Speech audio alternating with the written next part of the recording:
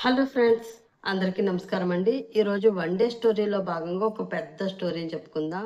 Maximum 6 episodes ఉంటాయి. ఆ 6 days కంటిన్యూగా ఇచ్చేస్తాను. సో ఎక్కడ మిస్ అవ్వకుండా ప్రతి ఎపిసోడ్ని చూడండి. ఎపిసోడ్ మ్యాక్సిమం గంటన్నర 2 గంటల వరకు ఉంటుంది. సో ఎవరు బోర్ ఫీల్ అవ్వకుండా అందమైన ప్రేమ కథ, మంచి ఎమోషనల్ లవ్ స్టోరీ చూసి హ్యాపీగా ఫీల్ అవ్వండి. ఇంకా స్టోరీలోకి వెళదాం. అది ఒక అందమైన పల్లెటూరు.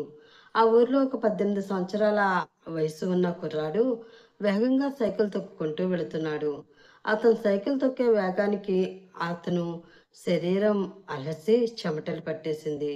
చాలా దూరం నుండి అలా సైకిల్ తొక్కుతూ రావడంతో అతనికి కాళ్ళు బాగా నొప్పులు వస్తున్నాయి. అయినా సరే కొంచెంసేపు ఆగినా ఎక్కడ ఆలస్యం అయిపోతుందో అన్న భయంతో అతను వేగాన్ని తగ్గించడమే లేదు. అదే దారిలో వస్తున్న ఒక పెద్దాయన ఆ కుర్రాడిని చూసి, ఏంటి, రాముడు కొడుకు ఈ సమయంలో వస్తున్నాడు? ఇంకా స్కూల్ మూసే సమయం కూడా కాలేదు కదా!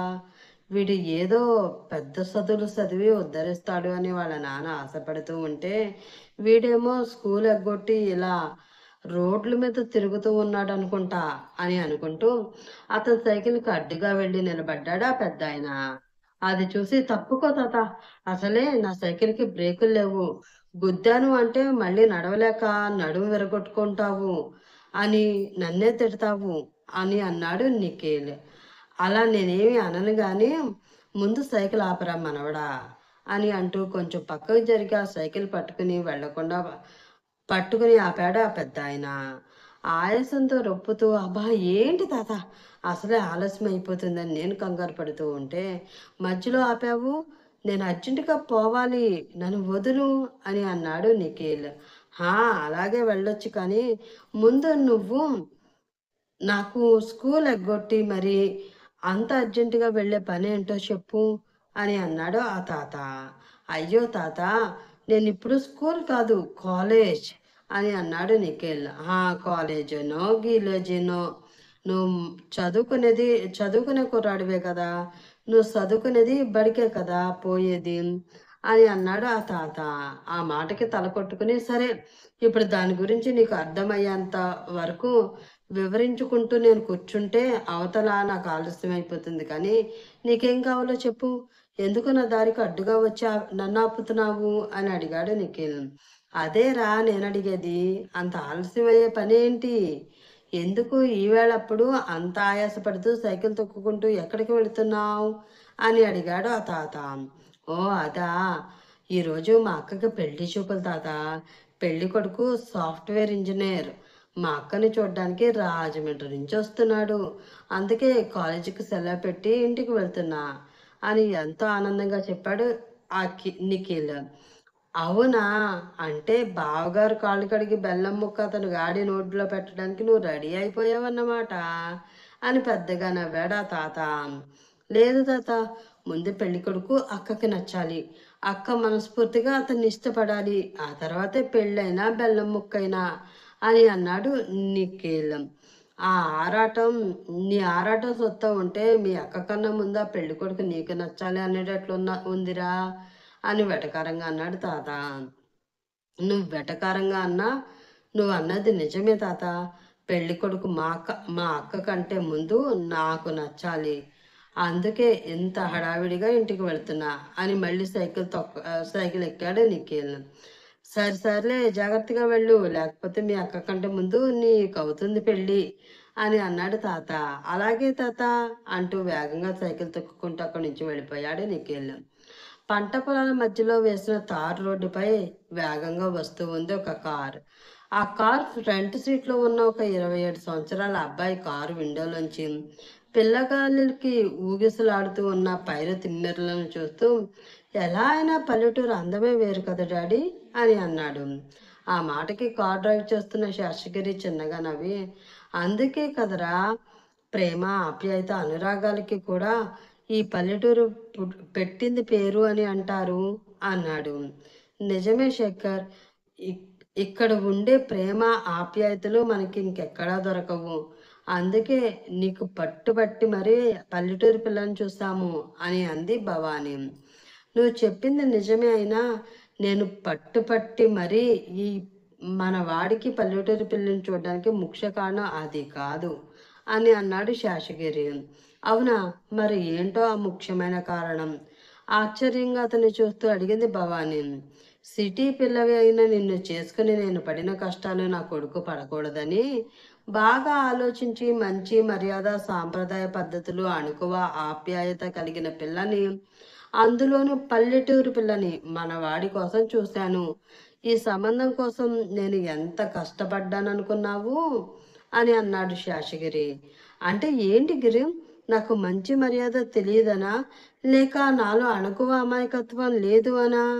చిరుకోపంగా అడిగింది భవాని. వాళ్ళిద్దరి వాదన చూసి వీళ్ళు మళ్ళీ స్టార్ట్ చేసినట్లున్నారు. ఇప్పుడు వీళ్ళ మధ్యలోకి వెళ్ళి అప్పడం అవడం కన్నా నోరు మూసుకుని ఉండడమే బెటర్ అని మనసులో అనుకుని సైలెంట్గా ఉండిపోయాడు శేఖర్. అయ్యో! ఇప్పటి వరకు తెలుగులోనే కదా చెప్పాను. అయినా నీకు అర్థం కాలేదా? అని ఇదిగోరా సిటీ పిల్లని పెళ్లి చేసుకుంటే అలానే ఉంటుంది. వీళ్ళకి తెలుగు కూడా సరిగ్గా రాదు. నువ్వైనా నాలా కాకుండా తెలుగు వచ్చిన మంచి పల్లెటూరి పిల్లని చూసి పెళ్లి చేసుకోరా బాబు అని అన్నాడు శేషగిరి. ఆ మాటకి పటపట పళ్ళు కొరుకుతూ కన్నా మీ డాడీ నన్ను చేసుకుని చాలా కష్టాలు పడుతున్నట్లున్నారు. ఆయనకి కూడా ఏదైనా మంచి పల్లెటూరు సంబంధం ఉంటే చూడు. నీ పెళ్లితో పాటు ఆయన గారి పెళ్లి కూడా చేసి పడేస్తాను అని అంది భవాని. చెయ్యాలి అని నీకు ఉన్న వయసు అయిపోయిన ముసలివాడిని ఏ పిల్ల మాత్రం పెళ్లి చేసుకుంటుందేంటి అని దిగులుగా మొహం పెట్టి అన్నాడు శేషగిరి. పిల్ల కాకపోతే పిల్ల తల్లి ఎవరో ఒకరు చేసుకుంటారులే అని అంది భవాని. అప్పుడు నీతో పాటు ఆ పిల్ల తల్లికి కూడా నేనే సేవ చేయాలి. దానికన్నా తిట్టించుకున్నా తన్నించుకున్నా నీతో ఉండడమే బెటర్ అని అన్నాడు శేషగిరి. అలా ఒకరిపై ఒకరు కౌంటర్లు వేసుకుంటూ పడుతున్న చిలిపి తగాదాలను చూసి చిన్నగా నవ్వుకుని తన జీవితంలోకి రాబోయే తన కలల రాణి ఎలా ఉంటుందో అని అనుకుంటూ తన మనసుకు నచ్చిన రూపాన్ని మదిలో గీసుకుంటూ ఊహలలో తేలిపోతూ ఉన్నాడు శేఖర్. అది ఒక అందమైన పెంకుటిల్లు. ఆ ఇంటి ముందు కొంచెం ఖాళీగా ఉన్న స్థలంలో గులాబీ, కనకంబరం, మల్లెతీగ ఇలా రకరకాల పూల మొక్కలు ఒకవైపు ఉంటే మరోవైపు మరోవైపు పెద్ద మామిడి చెట్టు, ఇంకా కొన్ని రకాల చెట్లు ఉన్నాయి. బహుశా ఆ చెట్ల వల్లనేమో ఎర్రగా మండుతున్న సూర్యుడి వేడి కూడా శీతాకాలపు మంచు కన్నా చల్లని మలయమారుతాన్ని తలపింప చేస్తూ ఉంది అక్కడ. ఆ ఇంటి ప్రహారీ గోడకి ఉన్న గేటు నుండి ఇంటి లోపలికి వెళ్ళేలా చిన్న నాపరాతి ముక్కలను వరుసగా పేర్చి దారిలా చేశారు. అలా వాటిపై ఒక్కొక్క అడుగు వేసుకుంటూ లోపలికి వెళుతూ ఉంటే వాటి వాటికి అటుపక్క ఇటుపక్క ఉన్న మొక్కల వలన ప్రకృతి వడిలోకి వెళుతున్నామా అన్నట్లు అనిపిస్తూ ఉంటుంది. అప్పుడే వేగంగా వచ్చి ఆ ఇంటి ముందు ఆగి సైకిల్ స్టాండ్ వేసి ఆ ఇంటి లోపలికి వెళుతూ ఉన్నాడు నిఖిల్. కంగారుగా అటు ఇటు పరుగుతీస్తున్న కనకం అతను రావడం చూసి, రే నిఖిల్, నువ్వు అర్జెంటుగా వెళ్ళి వాణి పెద్దమ్మ వాళ్ళ ఇంటి దగ్గర పింగాణి కప్పుల సెట్టు ఉంది, మా అమ్మ ఒకసారి ఇమ్మంది అని చెప్పి తీసుకురాపో అని అంది. అక్కడే నిలబడి పెళ్లివారి కోసం ఎదురు చూస్తూ ఉన్న రాములు ఆ మాట విని, ఇప్పుడు అవన్నీ ఎందుకే? అయితే కాఫీ ఏదో ఇంట్లో ఉన్న స్టీల్ గ్లాసుల్లో ఇస్తే సరిపోతుంది కదా అని అన్నాడు. ఆ మాటకు కోపంగా అతని వైపు చూస్తూ, ఊరుకోవయ్యా, నీకేటి తెలియదు. అయినా వచ్చేది నీలా పొలం పనులు చేసుకునే కూలివాళ్ళు కాదు స్టీల్ గ్లాసులో కాఫీ నీళ్లు తాగడానికి. సాఫ్ట్వేర్ ఇంజనీరు వాళ్ళంతా సిటీల్లో ఉండేవాళ్ళు. వాళ్ళకి ఆ మాత్రం పింగాణి కప్పుల్లో కాఫీ ఇవ్వకపోతే మనకు అసలు నాగరికత తెలియదు అనుకోరు అని సాగదీసింది కనకం. అబ్బా అమ్మ, నీకెన్నిసార్లు చెప్పాను, రైతు ఎప్పుడు కూలివాడు కాదు, నలుగురికి అన్నం పెట్టే అన్నదాత. అతన్ని చులకనగా చూసి మాట్లాడడం మంచిది కాదు అని అన్నాడు నిఖిల్. ఆ మాటకి దీర్ఘం తీస్తూ, నువ్వెన్నిసార్లు చెప్పినా మట్టి పిసుక్కునే రైతు కంప్యూటర్ ముందు కూర్చొని స్టైల్గా ఇంగ్లీష్ మాట్లాడేవాడి ముందు కూలివాడే అవుతాడు అని అంది కనకం. ఆ అమ్మ ఆ ఆలోచన తప్పు అని చిరుకోపంగా నిఖిల్ ఏదో చెప్తూ ఉండగా, ఆపరా అంటూ అతనికి చెయ్యి చూపించి, ఇది మనకి ఎప్పుడు ఉండేదే కానీ పెళ్లివారు వచ్చే సమయం అయింది, నువ్వు వెళ్ళి నేను చెప్పిన పని చెయ్యి అని లోపలికి వెళ్ళిపోయింది కనకం. దాంతో ఒక నిట్టూర్పు వదిలి ఆమె చెప్పిన పని చేయడానికి వెళ్ళాడు నిఖిల్. ఏంటో దీని పిచ్చితో పెద్ద ఉద్యోగం పిల్ల సిటీలో ఉంటుంది అంటూ ఈ సంబంధం తీసుకువచ్చింది. ఆ వచ్చేవాళ్ళు ఎలా ఉంటారో, రేపు పెళ్ళయ్యాక వాళ్ళు పిల్లని ఎలా చూసుకుంటారో ఏంటో అని అనుకుంటూ వారి కోసం వీధి గుమ్మం దగ్గరికి వెళ్ళాడు రాములు. అదే ఇంట్లో ఒక గదిలో ఒక 5గురు అమ్మాయిలు చుట్టూ నిలబడి ఉండగా వారి మధ్యలో నావీ బ్లూ కలర్ పై వైట్ కలర్ స్టోన్ వర్క్ వచ్చిన లైట్ వెయిట్ శారీ కట్టుకుని తన పొడవాటి జుట్టుని చక్కగా అల్లి వాలు జడలా వేసుకుని ఎరుపు తెలుపు రంగుల కనకంబరం మొల్ల పువ్వులను ఒకటి తర్వాత ఒకటి చేర్చి మాలగా కట్టి ఆ మాల పైన ఒక ఎర్రటి గులాబీతో పాటు జడలో పెట్టుకుని ఎర్రని సింధూరంలా పండిన గోరింటాకు చేతులకు blue and white colour plain గాజులు మిక్స్ చేసుకుని వేసుకుని మెడలో చంద్రహారంతో పాటు చిన్న నెక్లెస్, చెవులకు ఊగుతూ ఉండే బుట్ట కమ్మలు, కళ్ళకి కాటుక, నల్లని కనుబొమ్మల మధ్యన చిన్న స్టోన్ స్టిక్కర్తో పాటు రెడ్ కలర్ సింధూరం, నడుముకి చిన్న చైన్ లాంటి వడ్డానం పెట్టుకుని పెళ్లి చూపులకి రెడీ అవుతూ ఉంది అరుణి. ఆమెను అలా చూస్తూ ఎంతైనా మన ఆరు చాలా అదృష్టవంతురాలు అని అంది అందులో ఒక అమ్మాయి అయిన స్నేహ. అదృష్టవంతురాలు కాబట్టే సాఫ్ట్వేర్ వాడు మొగుడిగా కొట్టేసింది అని అంది మరొక అమ్మాయి అయిన రమణి. అంతేనా, వీళ్ళ అత్తగారికి చాలా ఆస్తులున్నాయట, పైగా ఒక్కడే కొడుకు అని అంది మల్లిక. అవునవును, వీటికి తోడు సిటీలో జీవితం, ఇంకా కార్లు బంగ్లాలు, అబ్బో ఇలా చెప్పుకుంటూ పోతే చాలా ఉన్నాయి అని సాగదీసింది స్నేహ. వారి మాటలకి చిరాకు పడుతూ ఆపండి ఇంకా అంటూ గట్టిగా అరిచింది అరుణి. ఆ అరుపుకి తడుచుకుని ఏంటే, ఏమైంది నీకు అని అడిగింది మల్లిక. బహుశా దీనికి ఈ పెళ్లి చూపులు ఇష్టం లేదేమో, అందుకే అలా అరిచి ఉంటుంది అని అంది రమణి. అలా అయితే చెప్పవే, నీ ప్లేస్లో నేను కూర్చుని ఆ పెళ్ళేదో నేనే చేసుకుని హాయిగా సిటీ చెక్కేస్తాను అని అంది స్నేహ. ఏడ్చావులే, ఆ ఛాన్స్ ఇస్తే క్యూలో నీకన్నా ముందు చాలా మంది ఉన్నారు, కానీ నువ్వెక్కువగా ఆశపడకు అని నువ్వు చెప్పవే ఆరు, ఎందుకు అలా అరిచావు అని అడిగింది మల్లిక. వారందరినీ కోపంగా చూసి, నాకు నచ్చనిది పెళ్లి చూపులు కాదు, మీ మాటలు అని అంది అరుణి. నీకు నచ్చని విధంగా ఇప్పుడు మేమేం మాట్లాడాము, నీ అదృష్టం గురించే కదా మాట్లాడుకుంటున్నాం అయోమయంగా అడిగింది రమణి. ఏం మాట్లాడుతున్నాము అని అలా అడుగుతారేంటే, ఏ అమ్మాయికైనా ఆస్తి అంతస్తులు హోదా కార్లు బంగ్లా జలసాలు సిటీ లైఫ్ కన్నా ముఖ్యమైనది సౌభాగ్యం.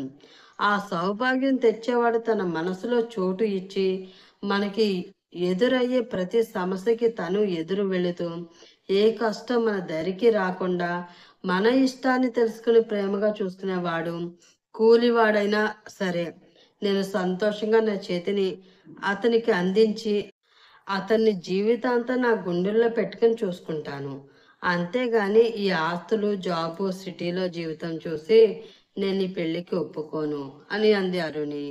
నువ్వు అన్నది నిజమే, కానీ వాడు మనల్ని అంత బాగా చూసుకోవాలి అంటే అతనికి డబ్బు, అది సంపాదించే ఉద్యోగం కూడా ఉండాలి కదా అని అంది అరుణి. నోరు ముయ్యవే, ప్రపంచంలో జాబ్ చేసేవారు తప్ప మరి ఎవరు తమ భార్యలను ప్రేమగా చూసుకోవట్లేదా ఏంటి, అలా మాట్లాడుతున్నావేంటి అని అంది అరుణి. ఎంత ప్రేమగా చూసుకున్నా డబ్బు లేని ప్రేమలో సంతోషం ఉండదే, అదే డబ్బున్న వాడిని చేసుకుంటే అందమైన జీవితంతో పాటు సంతోషం కూడా ఉంటుంది అని అంది స్నేహ. నీ మొహం, అసలైన ఆనందం ఖరీదైన బంగ్లాల్లో కాదే, మనలాంటి చిన్న చిన్న ఇళ్లలో కనిపిస్తుంది. పెద్ద బంగ్లాలో ఉండేవారికి తినడానికే సమయం దొరకదు, ఇంకా భార్యను ప్రేమించే సమయం ఎక్కడ ఉండి చేస్తుంది అని అంది అరుణి. అప్పుడే ఆ ఇంటి ముందు ఒక కారు వచ్చి ఆగింది. ఆ సౌండ్ విని అదిగో పెళ్ళికొడుకు వచ్చేసాడు అనుకుంటూ అందరూ అతన్ని చూడడానికి బయటికి పరుగు తీశారు. అది చూసి ఒక నిట్టూర్పు వదిలి గడ్డం కింద చేతులు పెట్టుకుని ఆలోచిస్తూ కూర్చుంది అరుణి. కారు విండో నుంచి ఒకసారి ఆ ఇంటి వైపు చూశాడు శేఖర్. అందమైన నందనవనంలో ఇంకా అందంగా ఉన్న ఆ ఇంటిని చూడగానే అతని పెదవులపై చిన్న చిరునవ్వు వచ్చి చేరింది. అది చూసి ఏంట్రా, కారు దిగకుండా అలా ఇంటినే చూస్తూ ఉంటావా, లేక ఇంటి లోపలికి వెళ్ళి పెళ్లి కూతుర్ని చూసే ఉద్దేశం ఏమైనా ఉందా అని అడిగాడు శేషగిరి. ఆ మాటకి అదేం లేదు డాడీ, ఇలాంటి ఇల్లు చూసి చాలా కాలం అవుతుంది కదా, అందుకే అలా చూస్తూ ఉండిపోయాను అంతే అని కారు దిగాడు శేఖర్. అప్పుడే అతని ముందు ఒక బైక్ వచ్చి ఆగింది. ఆ బైక్ పై నుంచి ఒక 45 సంవత్సరాల అతను, అతను వెనక ఒక 42 సంవత్సరాల ఆడమనిషి ఉన్నారు. వాళ్ళని చూసి చిన్నగా నవ్వుతూ, మాతో కారులో వస్తే బాగుండేది కదా మావయ్య, మళ్ళీ మీరు సపరేట్గా ఇలా బైక్ పై రావడం ఏంటి అని అడిగాడు శేఖర్. కారులో ఎప్పుడు అయినా రావచ్చలుడు, కానీ ఇలాంటి పల్లెటూరు వాతావరణంలో ఇలా బైక్ పై మీ అత్తనెక్కించుకుని తిరిగే అదృష్టం మళ్ళీ నాకు వస్తుందో లేదో చెప్పలేం కదా, అందుకనే ఇలా ప్లాన్ చేశాను అని అన్నాడు శాస్త్రిగిరి చెల్లెలి భర్త అయిన కేశవమూర్తి. ఆ మాట విని అతన్ని అదొక రకంగా చూస్తూ, నీకు తెల్ల జుట్టు వచ్చిన కుర్ర ఆలోచనలు మాత్రం పోలేదు, ఇప్పటికీ కూడా యూత్ లాగానే ఆలోచిస్తున్నావు అని అన్నాడు శేఖర్. ఆ మాటకి సిగ్గుపడుతూ తల వంచుకుంది కేశవమూర్తి భార్య కావేరి. అది చూసి, నువ్వు మరీ అంత సిగ్గుపడకత్తా, ఇలా నిన్ను మావయ్య చూస్తే ఇప్పుడే నిన్ను మళ్ళీ పెళ్లి చేసుకుంటాను అని అన్నా అంటాడు అని అన్నాడు శేఖర్. ఆ మాటకి చిరుకోపంగా అతన్ని చూస్తూ, ఊరుకోరా, నువ్వు కూడా మీ మావయ్యతో చేరి ఆయన తానా అంటే నువ్వు తందానా అనేటట్లున్నావు. ఇక్కడ జరిగేది నీ పెళ్లి చూపులు, ముందు దాని సంగతి చూడు, మీ మావయ్య పెళ్లి ఇంటికి వెళ్ళాక నేను చేస్తాలే అని అంటూ భవానీ దగ్గరికి వెళ్ళింది కావేరి. పెళ్లి వాళ్ళు రావడం చూసి వాళ్ళకి ఎదురు వెళ్ళి, రండి లోపలికి రండి అని నవ్వుతూ వాళ్ళని లోపలికి ఆహ్వానించి కనకం అని పిలిచాడు రాములు. ఆ పిలుపు కోసం ఎప్పటి నుంచో ఎదురు చూస్తున్న కనకం రాములు పిలిచేసరికి వెళ్ళి వారు వచ్చేసినట్లు ఉన్నారు అని కంగారుగా బయటికి పరుగు తీస్తూ, నిఖిల్ వెళ్ళి వాళ్ళ కాళ్ళు చేతులు తుడుచుకోవడానికి కండువా తీసుకురా అని చెప్పి బయటికి వెళ్ళి, రండి అని అంటూ బావి దగ్గర అప్పటికే తోడి బకెట్లో పెట్టిన నీళ్లు చెంబుతో ముంచి, తీసుకోండి కాళ్ళు కడుక్కోండి అని అంటూ వాళ్ళకి నీళ్లు అందించింది ఆమె. ఆ నీళ్లు తీసుకుని వాళ్ళు కాళ్ళు కడుక్కొని వచ్చిన వారికి కండువా అందించి నవ్వుతూ వాళ్ళని లోపలికి తీసుకువెళ్ళాడు నిఖిల్. మొత్తం చిన్న చిన్న 4 గదుల్లో ఉన్న ఆ ఇంటి మధ్యలో చిన్న హాల్ ఉంది. ఆ చిన్న హాల్‌లో సింగిల్ ఓల్డ్ మోడల్ సోఫా, దాని పక్కన 4 కుర్చీలు వేసి ఉన్నాయి. వాటి మధ్యలో ఒక చిన్న టేబుల్. ఆ టేబుల్‌కి మరో పక్క ఒక చాప పరిచి ఉంది. ఆ హాల్‌లో వారు కాకుండా మరో 20 మంది వరకు జనం ఒక పక్కగా నిలబడి వాళ్ళని వింతగా చూస్తున్నారు. వారి చూపులకి కొంచెం ఇబ్బంది పడుతూనే వెళ్ళి అక్కడ ఉన్న చైర్‌లో కూర్చున్నారు పెళ్లివాళ్ళు. ఒక 5 నిమిషాల్లో వివిధ రకాల స్వీట్స్, ఫ్రూట్స్, హాట్స్ ఐటమ్స్‌తో వారి ముందు ఉన్న టేబుల్ మొత్తం నిండిపోయింది. ఒక పక్క మొహమాటం, మరో పక్క ఇబ్బంది పడుతూ కూర్చున్న ఆ 5గురు వారు పెట్టినవి తింటే ఏమనుకుంటారో, అలా అని తినకపోతే ఇంకేమనుకుంటారో అన్న సంశయంలో పడ్డారు. వారు మొహమాట పడుతున్నారు అని అర్థం చేసుకుని, తీసుకోండి అని అంటూ ప్రతి ఒక్కరి చేతుల్లో ఒక పలహారం ఉన్న ప్లేట్ పెట్టింది కనకం. వాళ్ళు ఇబ్బందిగా ప్లేట్ వంక చూడడం గమనించి, వీళ్ళొకళ్ళు వీళ్ళ మొహమాటంతో వీళ్ళు తినరు, పక్కన ఉన్న వాళ్ళని తిననివ్వరు అని మనసులో అనుకుని, ఏంటి అలా చూస్తున్నారు, తినండి, లేకపోతే ఇది అసలే పల్లెటూరు కదా, మీరు ఇలా తినకపోతే మీకేదో చెప్పుకోలేని రోగం ఉంది అని అనుకుంటారు ఇక్కడ ఉన్న జనమంతా. కావాలంటే ఒకసారి వాళ్ళ వంక చూడండి, మీరు ఏం చేస్తున్నారా అని కనురెప్ప కూడా వేయకుండా మీ వైపే ఎలా చూస్తున్నారో అని మెల్లిగా వాళ్ళకు వినిపించేటట్లు అన్నాడు కేశవమూర్తి.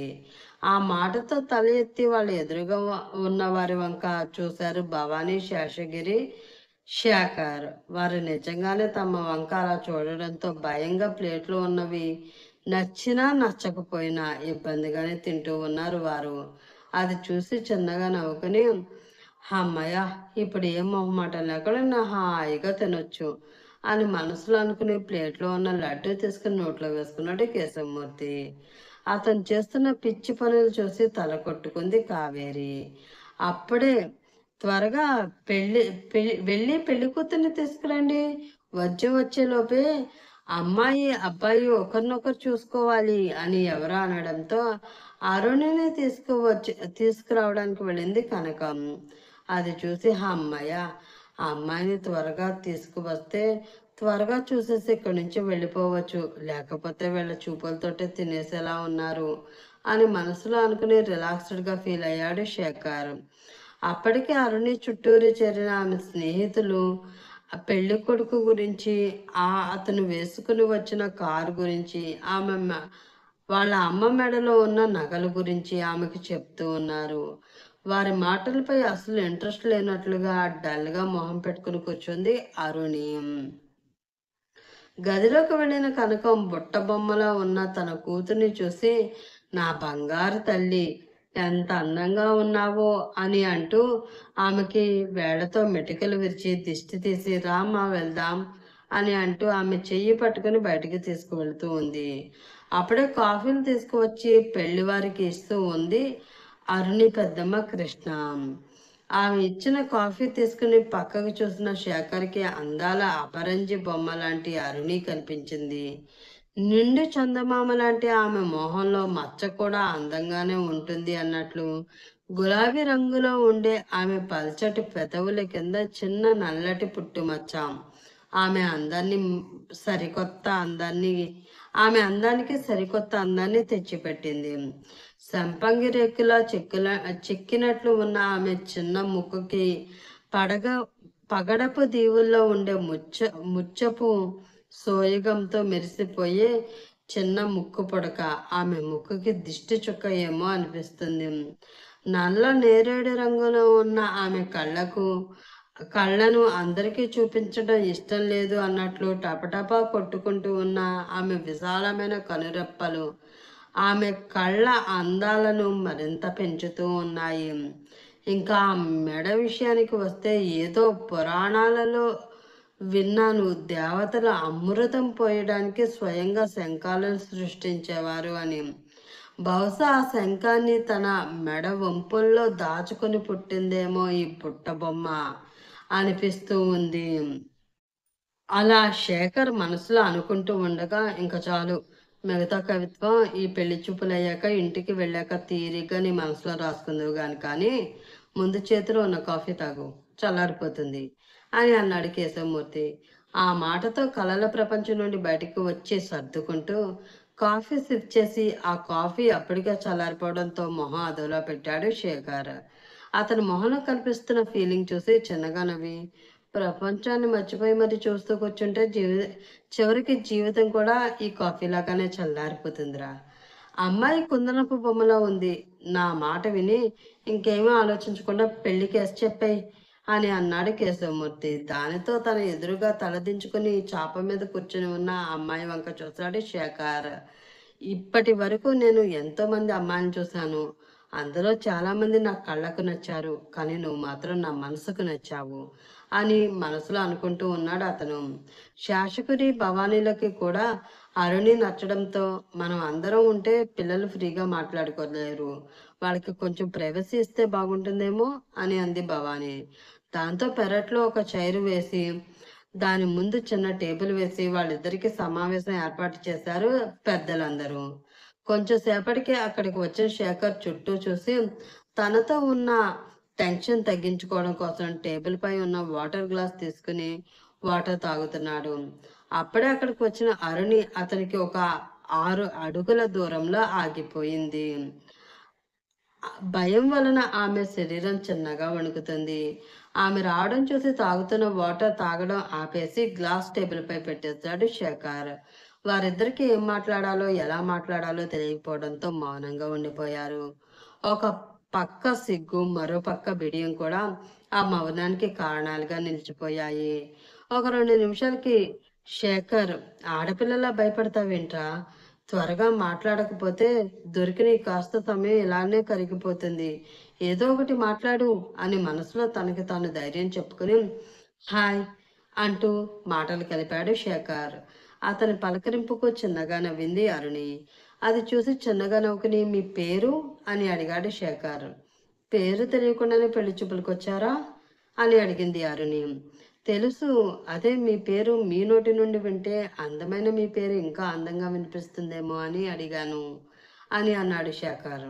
అబ్బో, చాలా ఉందే అని మనసులో అనుకుని అబ్బాయిలు అమ్మాయిలను ఫ్లర్ట్ చేస్తారు అని తెలుసు కానీ ఇలా పెళ్లి చూపుల్లో కూడా ఫ్లర్టింగ్ చేయొచ్చు అని మిమ్మల్ని చూసాకే తెలుస్తుంది అని అంది అరుణి. దీర్ఘంగా శ్వాస తీసుకుని వదిలి ఫ్లర్టింగ్ కాదండి, నా ఫీలింగ్ చెప్తున్నా. మీరు నాకు చాలా బాగా నచ్చారు.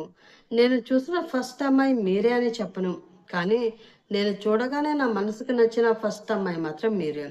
నా జీవితంలో ఏ రోజు ఎలా ఉంటుందో నాకు తెలియదు, కానీ నా జీవితంలో ఉన్న అన్ని రోజులు మీతో కలిసే బ్రతకాలి అని అనుకుంటున్నా. నా జీవితంలో ఎదురయ్యే ప్రతి కష్టంలో సుఖంలో మీతోడు నాకు ఉండాలి అని కోరుకుంటున్నా అని అన్నాడు శేఖర్. అతని ఫీలింగ్ మనసుకు నచ్చినా కూడా ఆ ఫీలింగ్ ఫేస్లో కనిపించకుండా చాలా నార్మల్గా చూస్తూ ఉంది అరుణి.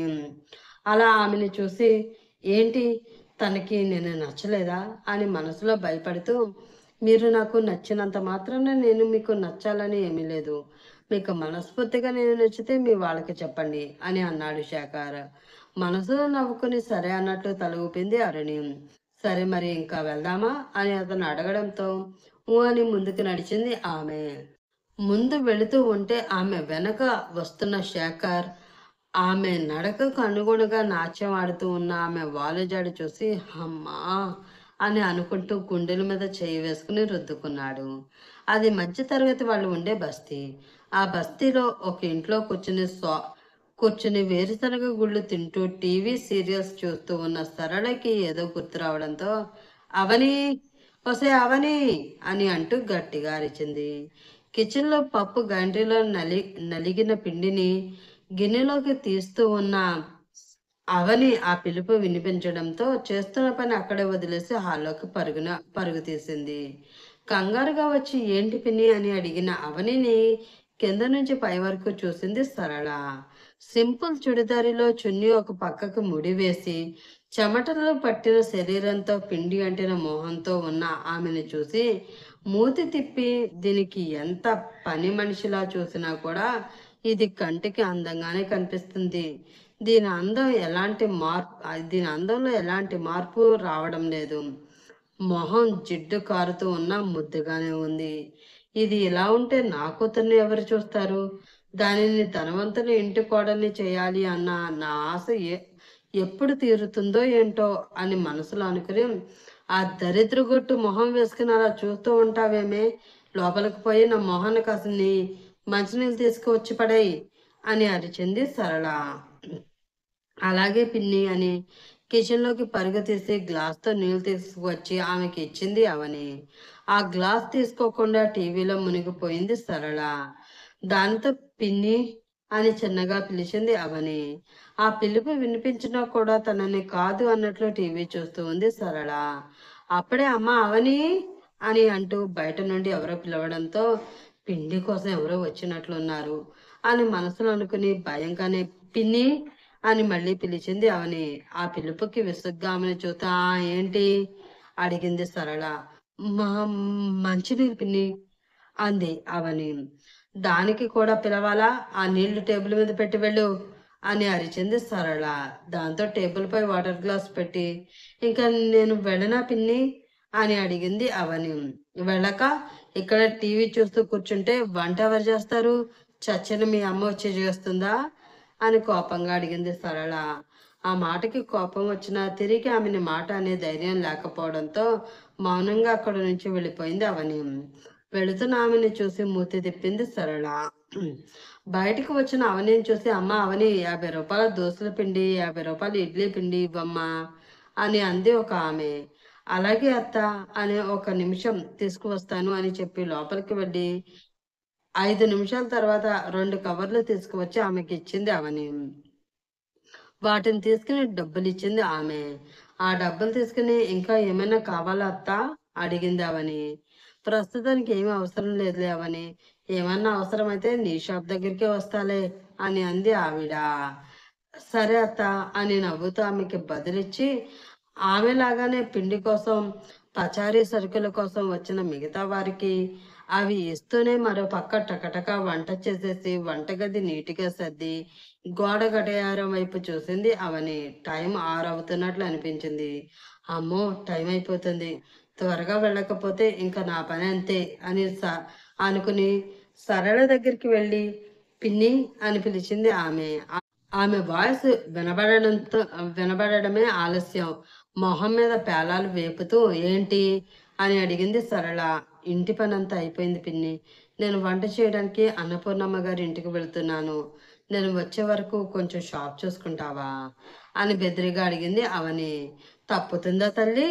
పోతూ పోతూ నీలాంటి ముతనష్టపు దాన్ని నా మీద వదిలేసిపోయింది కదా మీ అమ్మ. నీ దరిద్రాన్ని నేను తగిలించుకున్నందుకు నువ్వు చెప్పిన ప్రతి పని నేను చెయ్యాలి. మహారాణి గారేమో హాయిగా ఊరు చుట్టూ తిరిగి వస్తారు అని అరిచింది సరళ. ఆ మాటలు ఎన్నో సంవత్సరాల నుండి విని విని అలవాటైపోయి ఉండడంతో అవని ఒక నిట్టూర్పు వదిలి వెళ్తున్నా పిన్ని అని చెప్పి అక్కడి నుంచి బయటికి నడిచింది. కానీ అప్పుడే ఆఫీస్ నుండి వచ్చి కాళ్ళు కడుక్కుంటూ ఉన్న సుబ్బారావుకు మాత్రం ఆ మాటలు చాలా బాధగా అనిపించాయి. తల్లి చనిపోయి నీ ఆలనా పాలనా చూసే దిక్కు లేకపోవడంతో నీకోసం ఈ రాక్షసిని తల్లి స్థానంలోకి తీసుకువచ్చానమ్మా. కానీ ఇది తను ఒక తల్లిని అని మర్చిపోయి నీకు పిన్నిలా ఉండిపోతుంది అని అసలు ఊహించలేకపోయాను. ఈ విషయంలో నాకు అప్పుడే తెలిసి ఉంటే మాత్రం పొరపాటును కూడా ఈ తప్పు చేసి ఉండేవాడిని కాదు అని మనసులో బాధపడుతూ ఉన్నాడు అతను. అప్పుడే బయటకు వచ్చిన అవని గుమ్మం దగ్గర ఉన్న తన తండ్రిని చూసి, "నాన్న అన్నపూర్ణమ్మ గారి ఇంటికి వెళ్ళి వస్తాను" అని చెప్పింది. "సరే తల్లి త్వరగా వచ్చేయి. ఒకవేళ ఆలస్యమైతే ఫోన్ చేయి. నేను వచ్చి నిన్ను తీసుకువస్తాను. అంతేగాని రాత్రి వేళ నువ్వు ఒక్కదానివే రావద్దమ్మా" అని చెప్పాడు సుబ్బారావు. దాంతో సరే నాన్న అని అక్కడి నుంచి వెళ్ళిపోయింది అవని. బయట ఎవరో మాటలు వినబడడంతో బయటకు వచ్చిన సరళ అక్కడ ఉన్న సుబ్బారావుని చూసి, "వచ్చావా? టైం 6 దాటుతున్నా ఇంకా దిగబడలేదేంటో అని ఇప్పుడే నీ గురించి అనుకుంటున్నాను" అని అంటూ షాప్‌లోకి వెళ్ళి అక్కడ ఉన్న గల్లా పెట్టె దగ్గరికి వెళ్ళింది. అందులో ఉన్న డబ్బులు తీస్తూ ఉంది ఆమె. అది చూసి "ఆ డబ్బులెందుకు తీస్తున్నావే? అవి అవని మళ్ళీ సరుకులు తెచ్చుకోవడానికి కావాలి కదా" అని అన్నాడు సుబ్బారావు. "అబ్బో! బాగానే చెప్తున్నావయ్యా. అక్కడికేదో నీ కూతురు సంపాదించి పెట్టిన సొమ్మంతా నేను నా కూతురు కూర్చొని తింటూ ఉన్నట్లు అంత కంగారెందుకయ్యా నీకు? ఏదో పిల్ల కాలేజీలో ఫీజు ఏదో కట్టాలి అని అడిగింది. దానికోసమే ఒక 2000 తీశాను. దానికే అంతలా అరవాలా?" అని అంటూ చేతిలో ఉన్న అమౌంట్ లెక్కపెట్టి అందులో 2000 తీసుకుని మిగతావి ఆ డబ్బాలో వేసింది సరళ. అది చూసి ఎవరైనా సంవత్సరానికి ఒక్కసారి కడతారు ఫీజు.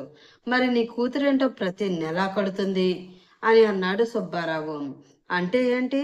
నా కూతురు అబద్ధం చెప్పి నా దగ్గర డబ్బులు తీసుకువెళ్తుంది అని అంటున్నావా? అని నిప్పులు తొక్కిన కోతిలా అరుస్తూ ఉంది సరళ. నేను అలా అనడం లేదు. నీ చెయ్యి జారుతుందేమో చూసుకో అంటున్నా అని అన్నాడు సుబ్బారావు. నా కూతురేమి నీ కూతుళ్ళా కాదు. అబద్ధాలు ఆడడానికి అందరినీ తన మాయమాటలతో మోసం చేసి బుట్టలో వేసుకోవడానికి. ఆయన కన్న తండ్రిలా ఎప్పుడైనా నా కూతురు విషయంలో నువ్వు ఉన్నావా? ఎప్పుడు చూసినా అవని అవని అంటూ ఆ పేరుని జపం చేస్తూ నీ కూతుర్నే కదా వెనకేసుకు వస్తూ ఉన్నావు అని అంది సరళ. నేను వెనకేసి వచ్చిన అవని అనుమానించిన అందరి ముందు పెట్టడానికి నువ్వున్నావు కదా.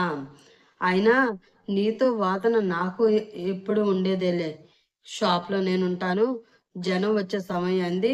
మనం ఇలా వాదలు ఆడడం చూసి వాళ్ళు అటు నుండి అటే వెనక్కి వెళ్ళిపోతారు. నువ్వు లోపలికి వెళ్ళు అని అన్నాడు సుబ్బారావు. ఏమీ అవసరం లేదు. షాప్లో నేనే ఉంటాను. మీరే లోపలికి వెళ్ళి రెస్ట్ తీసుకోండి రెస్టు అసలే ఆఫీసులో అలిసిపోయి వచ్చారు కదా అని దీర్ఘం తీసింది సరళ. షాపు వదిలి లోపలికి నువ్వెందుకు వెళ్తావులే, గల్లాపెట్లో ఇంకా డబ్బు మిగిలే ఉంది కదా, ఆ డబ్బైనా ఆ డబ్బు కోసమైనా నువ్వు ఇక్కడే ఉంటావు అని మనసులో అనుకుని, ఎందుకు వెళ్ళవే, ఇప్పటికే జనం నిన్ను రెండో పెళ్లి చేసుకుని నీ గొంతు కోసాను అని నన్ను తిట్టుకుంటున్నారు కదా. ఆ మాటలు నిజం చేస్తూ, ఇదిగో మా ఆయన ఇంట్లోనే ఉండి షాప్లో నన్ను కూర్చోబెట్టాడు అని నలుగురికి తెలిసేలా చేసి ఉన్న ఈ కాస్త పరుపు కూడా తీయడానికా అని అంటూ సీరియస్గా అడిగాడు సుబ్బారావు. అతని పైనుంచి కింద వరకు ఒకసారి చూసి, వెనకటికి మీలాంటిదే, ఎందుకే నువ్వు అలా ఏడుస్తున్నావు అని అడిగితే, అత్తగారు తిట్టినందుకు కాదు, తోటికోడలు చూసి నవ్వినందుకు అందంట. అట్లా ఉంది. పెళ్లి చేసుకుని నా గొంతు కోసినప్పుడు రాని బాధ 10 మంది ఆ మాట అంటున్నప్పుడు ఎందుకో అని సాగదీసి, సరే మీరే ఉండండి, ఎక్కడ కూర్చుని పొట్లాలు కట్టుకోవడం నాకు కూడా ఏమైనా సరదాయా ఏంటి, నేను వెళ్ళి మీకు కాఫీ తీసుకుని వస్తాను అని లోపలికి వెళ్ళింది సరళ. వెళుతున్న ఆమెను చూసి, నిన్ను పెళ్లి చేసుకుని కోసింది నీ గొంతు కాదే, నా బంగారు తల్లి అవని గొంతు అని మనసులో అనుకుని ఒక నిట్టూర్పు వదిలాడు సుబ్బారావు. పెళ్లి చూపుల సందడంతా అయిపోయిన తర్వాత 6 మీటర్ల చీర విప్పి పక్కన పడేసి హాయిగా నైటీ వేసుకుని వచ్చి సోఫాలో సెటిల్ అయ్యింది అరుణి. అప్పటికే అక్కడ కూర్చుని ఉన్న నిఖిల్ టీవీలో మ్యాచ్ చూస్తూ ఉన్నాడు. అతని చేతిలో ఉన్న రిమోట్ లాక్కుని ఛానల్ మార్చింది అరుణి. అబ్బా, మంచి మ్యాచ్ అక్క, చూడని అని అంటూ ఆమె చేతిలో రిమోట్ తీసుకోబోయాడు నిఖిల్. ఎప్పుడు చూసినా మ్యాచ్ అంటూ టీవీ ముందే కూర్చుంటావేంట, ఎగ్జామ్స్ దగ్గరికి వస్తున్నాయి కదా, ఎవరు చదువుతారు, పోయి చదువుకోపో అని అంది అరుణి. ఎగ్జామ్స్కి ఇంకా చాలా టైం ఉందక్క, కానీ మ్యాచ్ ఇప్పుడు అయిపోతే మళ్ళీ రాదక్క అని అన్నాడు నిఖిల్. అప్పుడే అటుగా వెళుతున్న కనకం వారి వాదన చూసి, దాన్ని విసిగించకుండా ఏదో ఒకటి చూడనీరా, దానితో గొడవ పడకు అని అంది. ఎప్పుడు మగపిల్లలతో సమానంగా నువ్వేంటే వాడితో గొడవ పడుతూ ఉంటావు అని తిట్టే వాళ్ళ అమ్మ ఈరోజు అరుడికి సపోర్ట్ చేయడంతో ఇద్దరు ఆశ్చర్యంతో కళ్ళు నోరు రెండు వదిలేసి మరీ కిచెన్లోకి వెళ్ళిన కనకం వైపు చూస్తూ ఉండిపోయారు. అది చూసి, నోటిలోకి దోమలు దూరతాయేమోరా, కొంచెం తెరిచిన ఆ నోళ్ళు ముయ్యండి అని అన్నాడు రాములు. దాంతో టక్కున నోరు మూసి, అది కాదు నాన్న, అమ్మ ఎప్పుడు నాకే కదా సపోర్ట్ ఇస్తుంది, మరి ఈరోజేంటి అక్కని వెనకేసుకుని వస్తుంది, సడన్గా అమ్మలో ఈ ఇంత మార్పు ఏంటి నాన్న అని చిరుకోపంగా అడిగాడు నిఖిల్. ఏమోరా, ఆ మాట నన్ను అడిగితే నేనేం చెప్తాను, మార్పు వచ్చింది మీ అమ్మలో, కాబట్టి వెళ్ళి మీ అమ్మనే ఆ ప్రశ్న అడుగు అని అన్నాడు రాములు. అమ్మకి ఎప్పటికైనా తనని చూసుకునేది నేనే, నువ్వు కాదు అని జ్ఞానోదయం అయినట్లుందిరా, అందుకే సపోర్ట్ నాకు ఇస్తుంది అని నవ్వుతూ అంది అరుణి. అచ్చా, నిజమా, అయితే ఈ విషయం ఏదో అమ్మని అడిగి తెలుసుకుంటాను అని అమ్మా అని అరిచాడు నిఖిల్. ఆ అరుపుతో కిచెన్ నుండి పరుగున బయటకు వచ్చి, ఏమైందిరా, ఎందుకు అలా అరిచావు అని కంగారుగా అడిగింది కనకం. అదే నేను అడుగుతున్నానమ్మా, సడన్గా నీలో వచ్చిన ఈ మార్పు ఏంటి, మగపిల్లలతో వాదన వద్దు అని నీ కూతురికి చెప్పడం మానేసి దానికి నచ్చింది చూడని అని నాకు చెప్తావేంటి అని అడిగాడు నిఖిల్. ఓ, దానికా అంతలా అరిచింది అని తాయితీగా అడిగింది కనకం. హా, దానికే పిలిచాను, కానీ ముందు విషయం చెప్పు విసుగ్గా అన్నాడు నిఖిల్. దానికి ఎలాగో పెళ్లి చూపులు అయిపోయాయి కదరా, రేపో మాపో పెళ్లి ముహూర్తాలు కూడా పెట్టేసుకుంటాం, ఇక అది పెళ్లి చేసుకుని ఇక్కడి నుంచి వెళ్ళిపోతుంది, అప్పుడు ఎలాగో నీతో గొడవ పడే వాళ్ళు ఎవ్వరూ ఉండరు, అప్పటి అప్పటి వరకు అయినా దానికి నచ్చింది చూడని, నచ్చినట్లు ఉండని అని అంది కనకం. ఆ మాటతో నిఖిల్ కళ్ళల్లో నీళ్లు తిరిగాయి. అక్కడే ఉండి వారి మాటలు వింటున్న రాములకు కూడా గుండెల్లో సూది దిగినంత బాధగా అనిపించింది. అరుణికి మాత్రం బాగా కోపం రావడంతో సోఫా నుండి పైకి లేచి, హలో మేడం గారు, ప్రస్తుతానికి పెళ్లి చూపులు మాత్రమే జరిగాయి, నేను ఇంకా ఈ పెళ్ళికి యెస్ చెప్పలేదు. మీరెక్కువగా ఊహించుకుని పెళ్లి అప్పగింతల దాకా వెళ్ళిపోకండి అని అరిచింది. ఒప్పుకోకపోవడానికి అతనికేం తక్కువే. అందం, ఆస్తి, చదువు అన్నీ ఉన్నాయి. పైగా ఎలాంటి చెడు అలవాటు లేని బుద్ధిమంతుడు. ఇంత మంచి సంబంధం నీకు మళ్ళీ వస్తుందా? ఇప్పుడు కానీ ఈ సంబంధం వద్దు అంటే ఆ తర్వాత మీ నాన్న లాంటి ఏ కూలివాడినో చూసుకుని చేసుకోవాలి అని దీర్ఘం తీసింది కనకం. ఆ మాటతో డల్ అయిన అరుణి తన చేతిలో ఉన్న రిమోట్ అక్కడే పడేసి బయటికి వెళ్ళిపోయింది. అది చూసి నీకింత వయసు వచ్చినా ఇసుమంత బుద్ధి కూడా రాలేదు, ఇంకా వస్తుంది అన్న నమ్మకం కూడా లేదు అని అరిచాడు రాములు. ఇప్పుడు నేనేమన్నాను అలా అరుస్తున్నారు అని అడిగింది కనకం అసహనంగా ఆమెను చూస్తూ. చూడు కనకం, ఆ అబ్బాయికి ఎన్ని ఆస్తులు ఉన్నా, ఎంత పెద్ద ఉద్యోగం చేస్తున్నా, ఎన్ని కార్లు ఉన్నా, ఎన్ని బంగ్లాలు ఉన్నా సరే అవేమీ నా బిడ్డకి అవసరం లేదు. తన మనసుకు నచ్చిన వాడు నాలాంటి కూలివాడైనా సరే వాడిని తెచ్చి నా పిల్లతో పెళ్లి చేస్తాను. పెళ్లి విషయంలో అరుణమ్మ తీసుకునేదే ఆఖరి నిర్ణయం. నువ్వు ఈ ఆ సంబంధం చేసుకో, ఈ సంబంధం చేసుకో అని అంటూ తన మీద ఒత్తిడి పెట్టడానికి వీల్లేదు అని చెప్పి అతను కూడా బయటకు వెళ్ళిపోయాడు. వాళ్ళ ఇద్దరి ప్రవర్తన చూసి మూతి మూడు వంకర్లు తిప్పి వంటగదిలోకి వెళ్ళిపోయింది కనుక. దాంతో వాన వచ్చి వెలిసిన తర్వాత వచ్చే ప్రశాంతతను ఆస్వాదిస్తూ టీవీలో మ్యాచ్ పెట్టుకుని చూస్తూ ఉన్నాడు నిఖిల్. వడివడిగా అడుగులు వేస్తూ అన్నపూర్ణమ్మ గారి ఇంటికి వచ్చింది అవని. ఆమెను చూసి, ఏంటమ్మా ఈరోజు ఇంత ఆలస్యంగా వచ్చారు? మీకోసం అన్నపూర్ణమ్మ చాలాసేపటి నుంచి ఎదురు చూస్తున్నారు అని అంది ఆ ఇంటి పని మనిషి బంగారమ్మ. ఇంట్లో పని వల్ల ఆలస్యమైంది బంగారమ్మ, కంగారుగా చెప్తూనే లోపలికి వచ్చింది అవని. వెళుతున్న ఆమెను చూసి పాపం సవతి తల్లి పెట్టే కష్టాల నుండి తప్పించుకోవడానికి ఇలా వంట మనిషిలా కూడా మారవలసిన గతి పట్టింది ఈ పిల్లకి. ఈ పిల్ల ఎంత కష్టపడి తెచ్చిన సొమ్ముతో ఆ తల్లి కూతుళ్ళు జలసాలు చేస్తున్నారు అని అనుకుంటూ ఒక నిట్టూర్పు వదిలింది బంగారమ్మ. లోపల సోఫా పెద్ద హాల్లో మధ్యలో ఉన్న చెక్క ఉయ్యాల మీద కూర్చుని కళ్ళకి పెద్ద పెద్ద అద్దాలు పెట్టుకుని చేతిలో ఉన్న పుస్తకాన్ని సీరియస్గా చదువుతూ ఉంది ఒక 75 ఏళ్ల పెద్ద ఆవిడ. అక్కడే ఉన్న సోఫాలో కూర్చుని అంతే సీరియస్గా తుప్పు పట్టిన తన తుపాకీని శుభ్రం చేసుకుంటూ ఉన్నాడు ఒక 80 సంవత్సరాల పెద్ద ఆయన. తలుపు పక్కన దాక్కుని వంగి వారిద్దరిని చూసింది అవని. ఏమోయ్ పూర్ణ, టైం ఎంతైంది? తుపాకీ శుభ్రం చేస్తూనే అడిగాడు అతను. టైం ఎంతైనా అవని వచ్చే వరకు ఎదురు చూడాల్సిందే, నేనేమీ మీకు చేసి పెట్టేది లేదు అని అంది ఆ బామ్మ. అబ్బా, బొత్తికి ఎవరికి టైం సెన్స్ లేకుండా పోతుంది. తన కోసం 2 ముసలి ప్రాణాలు ఎదురు చూస్తున్నాయి, త్వరగా వెళ్ళాలి అన్న ధ్యాసనే ఉండడం లేదు ఈ పిల్లకి. రాని 2 కాళ్ళు విరగ్గొడతాను అని అన్నాడు ఆ పెద్దాయన. మీ మాటలన్నీ మీ తుపాకీకి లాగానే ఉత్తుత్తివే. తను రాగానే నీటిలో వేసిన మంచుగడ్డలా కరిగిపోరు. ఈరోజు మీరు కరిగినా నేను వదిలేదే లేదు అని అంది బామ్మ. వామ్మో, తాతగారు బామ్మగారు చాలా కోపంగా ఉన్నారు. ఇప్పుడు ఎలా అని అనుకుంటూ 2 నిమిషాలు ఆలోచించి, వసే అవని, ఎందుకు అంతలా ఆలోచించడం? వాళ్ళని కూల్ చేసే మార్గం ఏంటో నీకు బాగా తెలుసు కదా, వెంటనే ఆ మంత్రం వేసేయి అని అనుకుని మెల్లిగా పిల్లిలా వాళ్ళిద్దరికీ కనిపించకుండా వారి వెనక నుంచి దాక్కుని కిచెన్లోకి వెళ్ళింది అవని.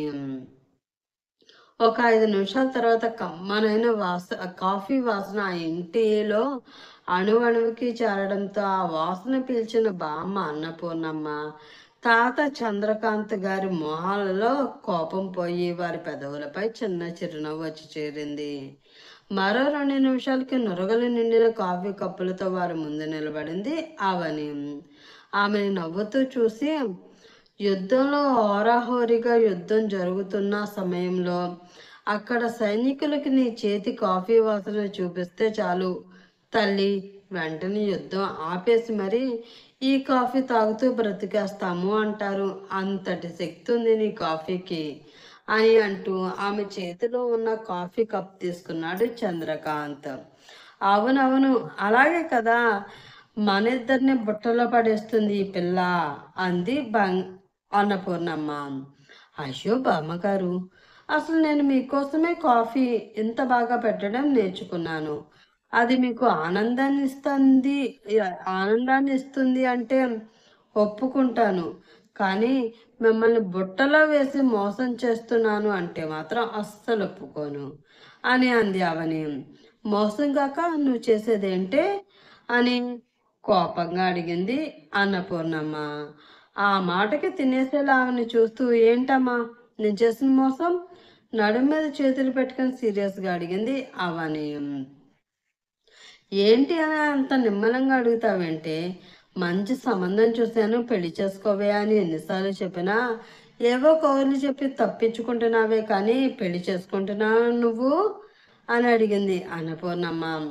అబ్బా, నేను కూడా మీకు చాలా సార్లు చెప్పాను కదా బామ్మ, వయసైన వయసు అయిపోయిన దానివి హాయిగా పెట్టింది తిని కావాల్సింది అడిగి చేయించుకుంటూ కృష్ణారామ అని అంటూ ఒక మూల కూర్చో, అంతేగాని పెళ్ళిళ్ళ పేరమ్మలాగా ఇలా సంబంధాలు చూడడం పెళ్ళిళ్ళు చేయడం లాంటి రిస్కీ పనులకి నీకు వద్దు అని. నువ్వేమైనా నా మాట వింటున్నావా అని అంది అవని. నేనేమైనా ఊర్లో ఉన్న వారందరికీ పెళ్లి సంబంధాలు తీసుకొస్తున్నానా ఏటే? ఏదో తెలిసిన పిల్లవి, బాగా మంచి మర్యాద తెలిసిన పిల్లవి, మాలో ఒకటిగా కలిసిపోయిన పిల్లవి అని నీ బాధ్యత తీసుకుంటూ పెళ్లి చేసుకోవే అంటే నన్ను ముసలిదానివి అంటూ మూలను కూర్చోమంటావా అంటూ అవని చెవి మెలివేసింది అన్నపూర్ణమ్మ. అబ్బబ్బా, నొప్పిగా ఉంది, వదులు బామ్మ అని బతిమిలాడింది అవని. నేను వదిలితే నువ్వు తుర్రుమంటావు. ఈరోజు నీ పెళ్లి విషయం అటో ఇటో ఏదో ఒకటి తేలందే నిన్ను వదిలేదే లేదు అని అంది బామ్మ. తాతయ్య గారు, మీరైనా చెప్పండి, చాలా నొప్పిగా ఉంది అని ఏడు మొహం పెట్టి చంద్రకాంత్ని అడిగింది అవని. అయ్యో పోనీలే పాపం, వదిలేవే, నొప్పిగా ఉంది అంటుంది కదా అన్నాడు చంద్రకాంత్. ఆ మాట విని సరిపోయింది, ఈ ఆ అల్లరి పిల్లకి మీరు సపోర్ట్ ఇస్తే ఇంక అంతే, దీన్ని పట్టించుకునేవారు కానీ బాగోగులు చూసేవారు కానీ ఎవ్వరూ ఉండరు. ఉన్న ఆ తండ్రికేమో నోరు లేదు అంటూ ఆమె చెవిని వదిలేసింది అన్నపూర్ణమ్మ. ఎందుకుండరే, అది త్వరలోనే నీ ఆశ తీరి ఆ అల్లరి పిల్ల ముక్కుకు తాడు వేసేవాడు రెక్కల గుర్రం మీద వస్తూ ఉంటాడు, నువ్వు చూస్తూ ఉండు అని అన్నాడు చంద్రకాంత్. తాతయ్య, మీరు కూడా బామ్మతో కలిసిపోయారా అని అంటూ అన్నపూర్ణమ్మ మెలివేసిన చెవిని రుద్దుకుంటూ, మీరు అలాగే కలల్లో తేలిపోతూ ఉండండి, ఈలోగా నేను వంట చేసి మీకు వడ్డించేస్తాను అని అంటూ ఆయన కాళ్ళు ముట్టుకుని ఆశీర్వాదం తీసుకుని కిచెన్లోకి వెళ్ళిపోయింది అవని.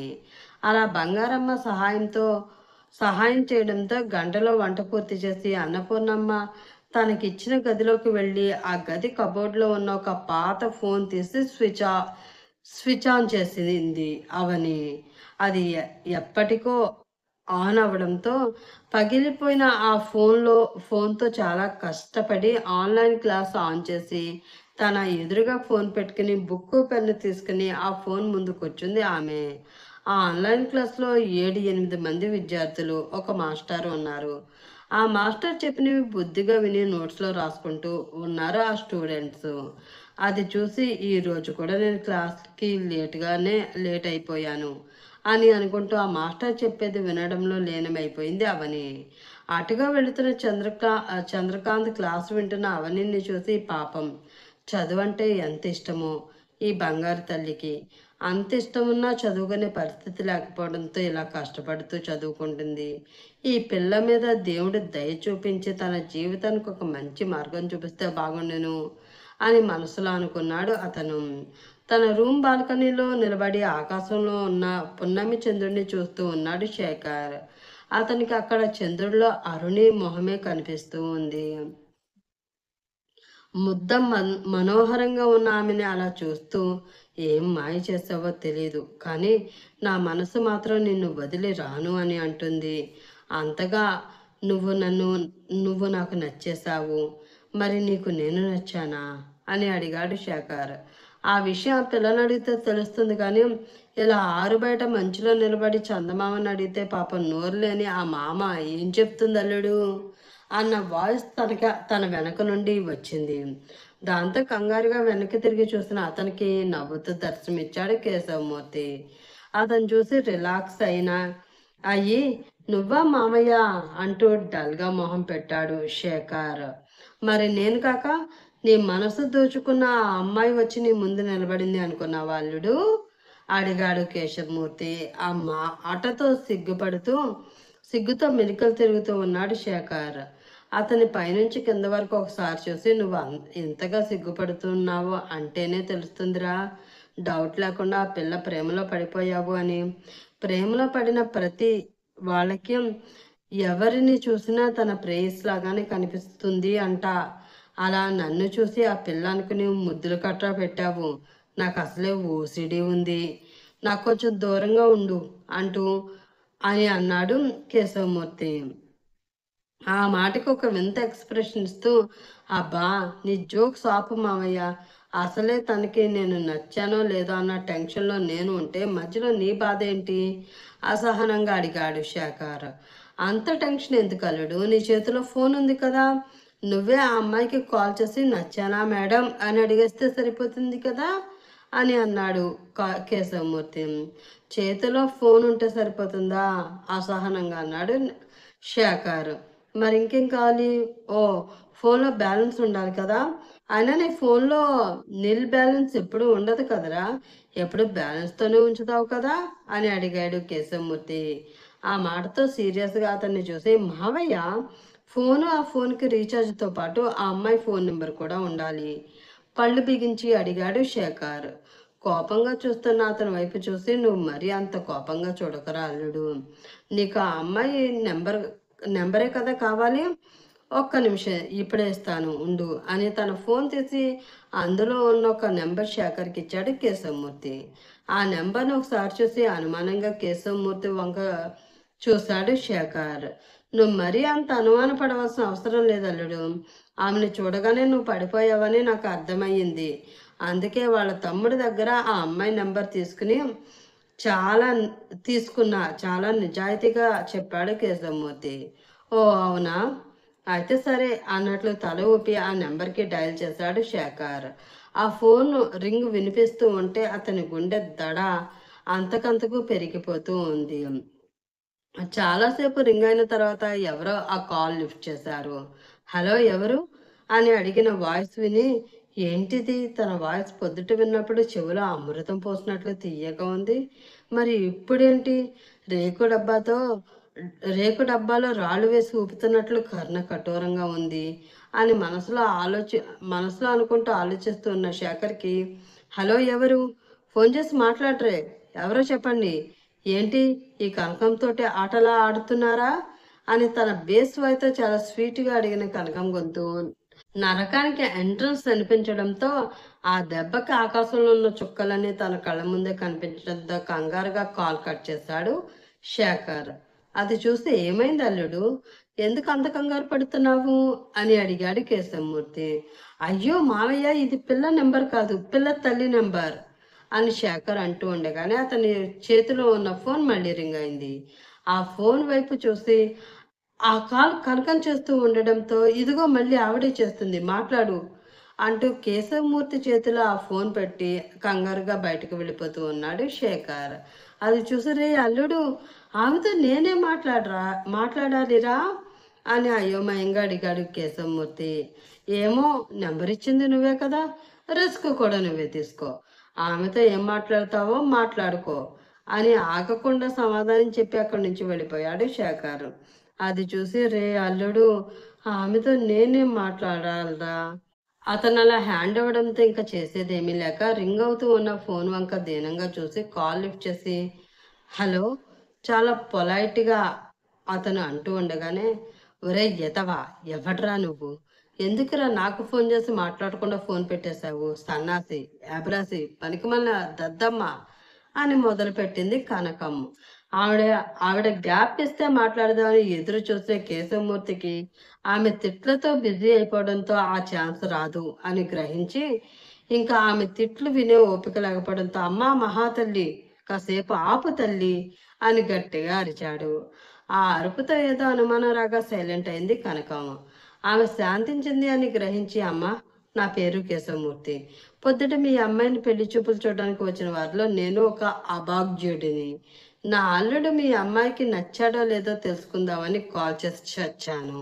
అంతే తప్ప మీకు కాల్ చేసి ఇబ్బంది పెట్టాలని కాదు తల్లి. అ- అసలు అలాంటి ఉద్దేశం కూడా నాకు లేదమ్మా అని చెప్పాడు కేశవమూర్తి. అవునా? నేను ఇంకా నన్ను అల్లరి చేయడానికి ఏ పోకిరి వెధవో ఏమైనా కాల్ చేసాడేమో అనుకుని కొంచెం నోరు జారాను. మీరేమీ అనుకోకండి అని ఇబ్బందిగా చెప్పింది కనకం. ఆ మాటకి షాక్ అయ్యి, ఈవిడని అల్లరి చేయడానికి కాల్ చేసేవాళ్ళు కూడా ఉంటారా అని మనసులో అనుకుని, దానిని నోరు జారడం అంటారా తల్లి? ఒట్టేసి చెప్తున్నానమ్మా, తెలుగులో ఇన్ని తిట్లు ఉన్నాయి అని నీకు ఫోన్ చేసే వరకు నాకు తెలియదమ్మా అని అన్నాడు కేశవమూర్తి. ఆ మాటకి ముసిముసిగా నవ్వుతూ థ్యాంక్స్ అండి అని సిగ్గుపడింది కనకం. ఏంటి, థ్యాంక్స్ నా? వాము, ఈవిడతో ఇంకా కొంచెంసేపు ఫోన్ మాట్లాడితే నేను కేర్ ఆఫ్ మెంటల్ హాస్పిటల్ అయిపోయేటట్లున్నాను అని మనసులో అనుకుని, సరే అమ్మా, ఆ అమ్మాయి అభిప్రాయం కనుక్కుని మీరే మా చెల్లికి కాల్ చేసి చెప్పండి, ఇంకొంటానమ్మా అని చెప్పి కాల్ కట్ చేసి గట్టిగా ఊపిరి తీసుకున్నాడు కేశవమూర్తి. శేఖర్ గురించి అతను చెప్పిన మాటల గురించి ఆలోచిస్తూ ఉంది అరుణి. ఆమె కోసం వచ్చిన రాముని ఇంటి లోగిలిలో పట్టెల మంచం మీద కూర్చుని ఏదో ఆలోచిస్తూ ఉన్న తన కూతుర్ని చూసి చిన్నగా నవ్వి వెళ్ళి పక్కనే కూర్చుని అమ్మ అరుణి అని పిలిచాడు. ఆ పిలుపుతో ఉలిక్కిపడి ఆలోచన నుండి బయటకు వచ్చి పక్కకు చూసి ఆమెకి తనని నవ్వుతూ చూస్తున్న రాముని కనిపించాడు. అతను చూసి చిన్నగా నవ్వి అతని ఒడిలో తల పెట్టుకుని పడుకుంది అరుణి. ప్రేమగా ఆమె తల నిమురుతూ, ఏంటమ్మా, అమ్మ అన్న మాటలకి బాధపడుతున్నావా తల్లి అని అడిగాడు రాములు. లేదు నాన్న, అమ్మ పైకి అలా మాట్లాడుతున్నా తనకి నేనంటే ఎంత ఇష్టమో నాకు తెలియదా? కానీ ఈ పెళ్లి చూపులు, పెళ్లి, అత్తవారిల్లు అంటేనే ఎందుకో వినడానికి కొంచెం ఇబ్బందిగా ఉంది. చెప్పాలి అంటే ఏదో తెలియని భయం అని అంది అరుణి. చిన్నగా నవ్వి, భయం ఎందుకు తల్లి? నీకు నేనున్నాను కదా. ఈ నాన్న ఉండగా ఏ కష్టమైనా నీ దగ్గరికి రానిస్తాడా చెప్పు అని అన్నాడు రాములు. అదే నిజమే, కానీ ఈ పెళ్ళంటేనే ఎదలా ఉంది నాన్న. అసలు ఆడపిల్లగా పుట్టాక ఈ పెళ్ళి అనేది తప్పదా? ఎందుకు మేమే పుట్టింటిని వదిలి అత్తవారింటికి వెళ్ళాలి అని అంది అరుణి. దానికి చిన్నగా నవ్వుతూ, ప్రతి ఆడపిల్ల జీవితంలో పెళ్ళి, అత్తవారిల్లు అనేది సహజం తల్లి. పెళ్లి తర్వాత మగాడి జీవితంలో ఏం మార్పు ఉండదు, కానీ ఆడపిల్ల జీవితంలో చాలా మార్పులు వస్తాయి. అక్కడ ఇక్కడ ఉండే ప్రేమలు, ఇక్ ఎక్కడ ఉండే స్వేచ్ఛ, అధికారం ఏది అక్కడ ఉండవు. అక్కడ ఉండే కొత్త ప్రేమలను, బాధ్యతలను, బంధాలను నువ్వు మనస్ఫూర్తిగా ఆహ్వానించాలిరా. అప్పుడే అక్కడ ఎదురయ్యే ప్రతి కష్టాన్ని నువ్వు నవ్వుతూ ఎదుర్కోగలవు. ఒక ఆడపిల్ల పుట్టింటిని వదిలి అత్తవారింటికి వెళుతుంది అంటే దాని అర్థం పుట్టింటిని వదిలి వెళ్ళిపోతుంది అని కాదు. పుట్టింట్లో తను నేర్చుకున్న విలువలు, పద్ధతులతో అత్తవారింట్లో వారి అందరినీ ఆకట్టుకుని అక్కడ ఆ ఇంటి మహారాణిలా వెలిగిపోతుంది అని. అలానే తమ కూతురు తమ అత్తవారి ఇంట్లో అత్త, మామ, మరిది గారు, తోటికోడలు, ఆడపడుచు అనే కొత్త బంధాలతో కలిసిపోయి భర్తని భారంగా కాకుండా బాధ్యతగా చూసుకుంటూ, అతన్ని కోపాన్ని తట్టుకుంటూ, అతని ఆనందాన్ని పంచుకుంటూ, అతను తప్పు చేస్తే మందలిస్తూ, ఒప్పు చేస్తే మెచ్చుకుంటూ, అతని వంశాన్ని వృద్ధి చేసి తనకంటూ ఒక ప్రత్యేకమైన స్థానాన్ని ఆ ఇంట్లో ఏర్పరచుకోవాలి అని ప్రతి తల్లి తండ్రి ఆశపడతారు. అలాంటి ఆశలేరా మావి కూడా. కాకపోతే మీ అమ్మ తన కూతురికి తనలాంటి జీవితం కాకుండా గొప్ప జీవితం ఉండాలి అని కోరుకుంటుంది.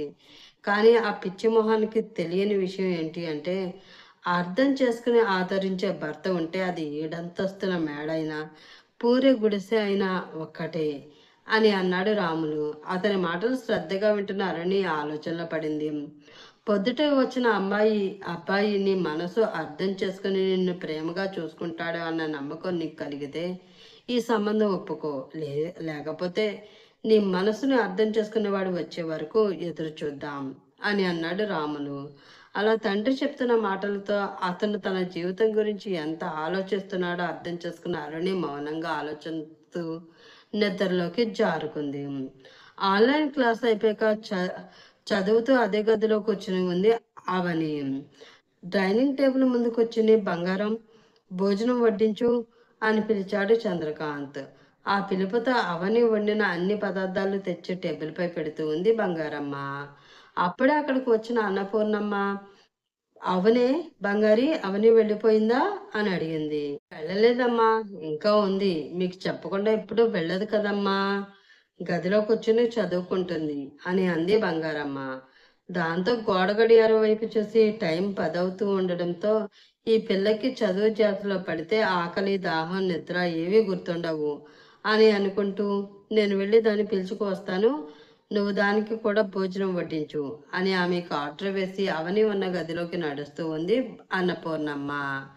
అప్పటికే బుక్స్ సర్దిలేసి ఫోన్ స్విచ్ ఆఫ్ చేసి కబోర్డ్లో పెట్టేసి హడావిడిగా నడుస్తూ తన వైపు వస్తున్న అన్నపూర్ణమ్మని చూసుకోకుండా గుర్తేసింది అవని.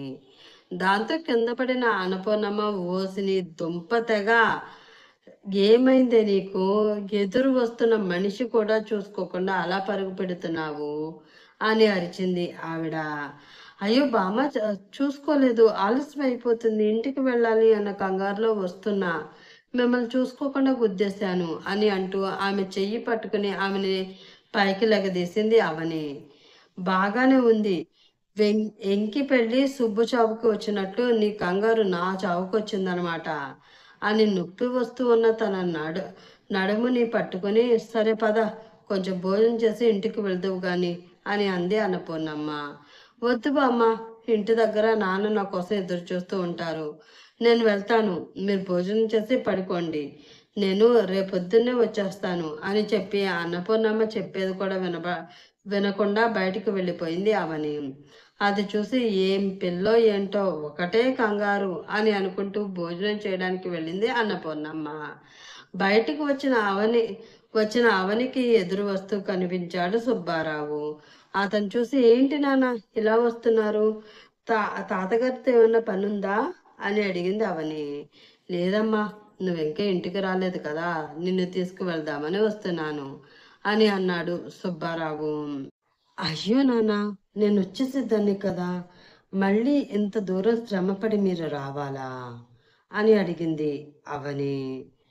చిన్నగా నవ్వి, ఇంత రాత్రి వేళ ఒంటరిగా వచ్చే ధైర్యం నీకున్నా, నేను ఒంటరిగా వదిలేసి హాయిగా గుండెల మీద చేయి వేసుకుని కూర్చున్నంత ధైర్యం మీ నాన్నకి లేదమ్మా అని అన్నాడు సుబ్బారావు.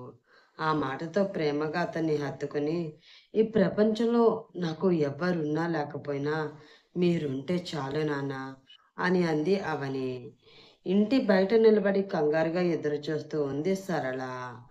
ఏంటో ఈ పిల్ల, పెందలాడి ఇంటికి రావే అంటే నా మాట వినదు కదా, ఇది చేసే పనులకి ఈయన గారి దగ్గర కవర్ చేయలేక నేను చేస్తున్నాను అని ఆమె అనుకుంటూ ఉండగా, ఏంటే ఇక్కడ నిలబడి ఎవరి కోసం ఎదురు చూస్తున్నావు, వైశాలి ఇంకా ఇంటికి రాలేదా అని అన్న వాయిస్ వినిపించడంతో ఆ వాయిస్ వచ్చిన వైపుకి తిరిగి అక్కడ ఉన్న అవని సుబ్బారావుని చూసి షాక్ అయింది సరళ. ఆమెను సీరియస్గా చూస్తూ, అడుగుతుంటే సమాధానం చెప్పవే, వైశాలి ఇంకా ఇంటికి రాలేదా అని మళ్ళీ అడిగాడు సుబ్బారావు. ఆ మాటతో తనలోని తడబడిని దాచుకుంటూ పైకి గాంభీర్యం నటిస్తూ, నా కూతురికి ఏమీ మీ కూతురులా రాజకార్యాలు లేవు, ఆలస్యంగా ఇంటికి రావడానికి, అది ఎప్పుడో వచ్చి భోజనం చేసి బుద్ధిగా తన గదిలో కూర్చుని చదువుకుంటుంది అని అంది సరళ. అది గదిలో కూర్చుని చదువుకుంటే తమరు ఇక్కడ నిలబడి ఎవరి కోసం ఎదురు చూస్తున్నట్లు అని వెటకారంగా అడిగాడు సుబ్బారావు. ఇది మరీ బాగుంది, ఇంత అర్ధరాత్రి నేనెవరి కోసం ఎదురు చూస్తాను, షాప్‌లో కూర్చుంటాను అని చెప్పిన నా మొగుడు షాప్ మూసి మాయమైపోతే ఎక్కడికి వెళ్ళాడో, ఎప్పుడొస్తాడో అని చూస్తున్నా. మరి నాకు తెలియదు కదా! మీరు మీరు మీ యువరాణి గారిని తీసుకురావడానికి వెళ్లారు అని సాగదీస్తూ అంది సరళ. ఆ సాగదీసింది చాలు కానీ, ఇంత రాత్రి వీధిలో నిలబడితే వీధి కుక్కలు వెంటపడతాయి. పద లోపలికి అని అన్నాడు సుబ్బారావు. అరే! రాకుండా నేనెక్కడికి పోతాను కానీ, వచ్చింది కదా తమ గారాల పట్టి, ఆమె ప్రేమగా వడ్డిస్తే కానీ తమరికి గొంతు దిగదు అని ఇప్పటివరకు తినకుండా కూర్చున్నారు కదా! కనీసం ఇప్పుడైనా వెళ్ళి ఒక ముద్ద మింగండి అని అంది సరళ. ఆ మాట విని, ఏంటి నాన్న నువ్వింకా భోజనం చేయలేదా? అడిగింది అవని. లేదమ్మా, నువ్వొస్తున్నావు కదా నీతో కలిసి చేద్దామని చూస్తున్నా అని అన్నాడు సుబ్బారావు. సరే రండి నాన్న, భోజనం వడ్డిస్తాను అని అతని లోపలికి తీసుకువెళ్ళింది అవని. వాళ్ళిద్దరిని చూసి మూతి తిప్పింది సరళ. అప్పుడే ఆమె ముందు ఒక బైక్ వచ్చి ఆగింది. ఆ బైక్ మీద నుండి దిగిన వైశాలిని చూసి కంగారుగా ఆమె దగ్గరికి వెళ్ళి, ఏంటి ఇంత ఆలస్యమయ్యింది? ఇప్పుడు టైం ఎంతయిందో తెలుసా అని చిరుకోపంగా అడిగింది సరళ. Special class mummy. ఆ క్లాస్ వింటూ సమయం ఎంతయిందో కూడా తెలియలేదు. లాస్ట్ బస్ కూడా వెళ్ళిపోవడంతో సమయానికి నా క్లాస్మేట్ నన్ను డ్రాప్ చేస్తాను అన్నాడు. కాబట్టే ఇప్పటికైనా వచ్చాను. లేకపోతే నేను ఏమైపోయేదాన్నో ఏంటో అమాయకంగా మొహం పెట్టి చెప్పింది వైశాలి. ఆమె చెప్పింది విని ఇప్పటి వరకు పబ్‌లో పిచ్చ గంతులు వేసి ఇంటికి రాగానే ఏమీ తెలియని అమాయకపు లేడి పిల్లలా ఏం కహాని అల్లి చెప్పావే. మీరు చెప్పే కథలు విని నమ్మే ఇలాంటి పిచ్చి తల్లులు ఉన్నంతకాలం నీలాంటి కూతుళ్ళ ఆటలు సాగుతూనే ఉంటాయి అని మనసులో అనుకున్నాడు వైశాలిని డ్రాప్ చేసిన అబ్బాయి. అతని వైపు కృతజ్ఞతగా చూస్తూ, చాలా థ్యాంక్స్ బాబు. నువ్వింత సహాయం చేస్తే కనీసం నిన్ను ఇంట్లోకి కూడా పిలవలేకపోతున్నాను. నన్ను క్షమించు బాబు. ఏముంది, మాయదారి జనం. ఈ సమయంలో ఆడపిల్ల ఉన్న ఇంటికి పరాయి మగవాడు వస్తే వాళ్ళు ఇష్టం వచ్చినట్లు కథలు అల్లేసి మాట్లాడుకుంటూ ఉంటారు బాబు. మీరేమీ అనుకోకండి అని అంది సరళ. పర్వాలేదు ఆంటీ, నాకు కూడా చాలా లేట్ అవుతుంది.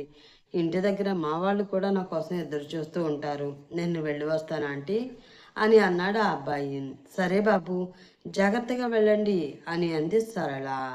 దాంతో బాయ్ వైశాలి అని బైక్ స్టార్ట్ చేశాడు అతను. బాయ్ వినోద్ అని అతనికి చెప్పి అతను వెళ్ళగానే, మమ్మీ ఆకలి చంపేస్తుంది, త్వరగా లోపలికి పద అని అంది వైశాలి. అలా అని ఇంటివైపు అడుగులు వేస్తున్న ఆమె చేతిని పట్టుకుని, ఆగవే, లోపల మీ నాన్న ఉన్నారు.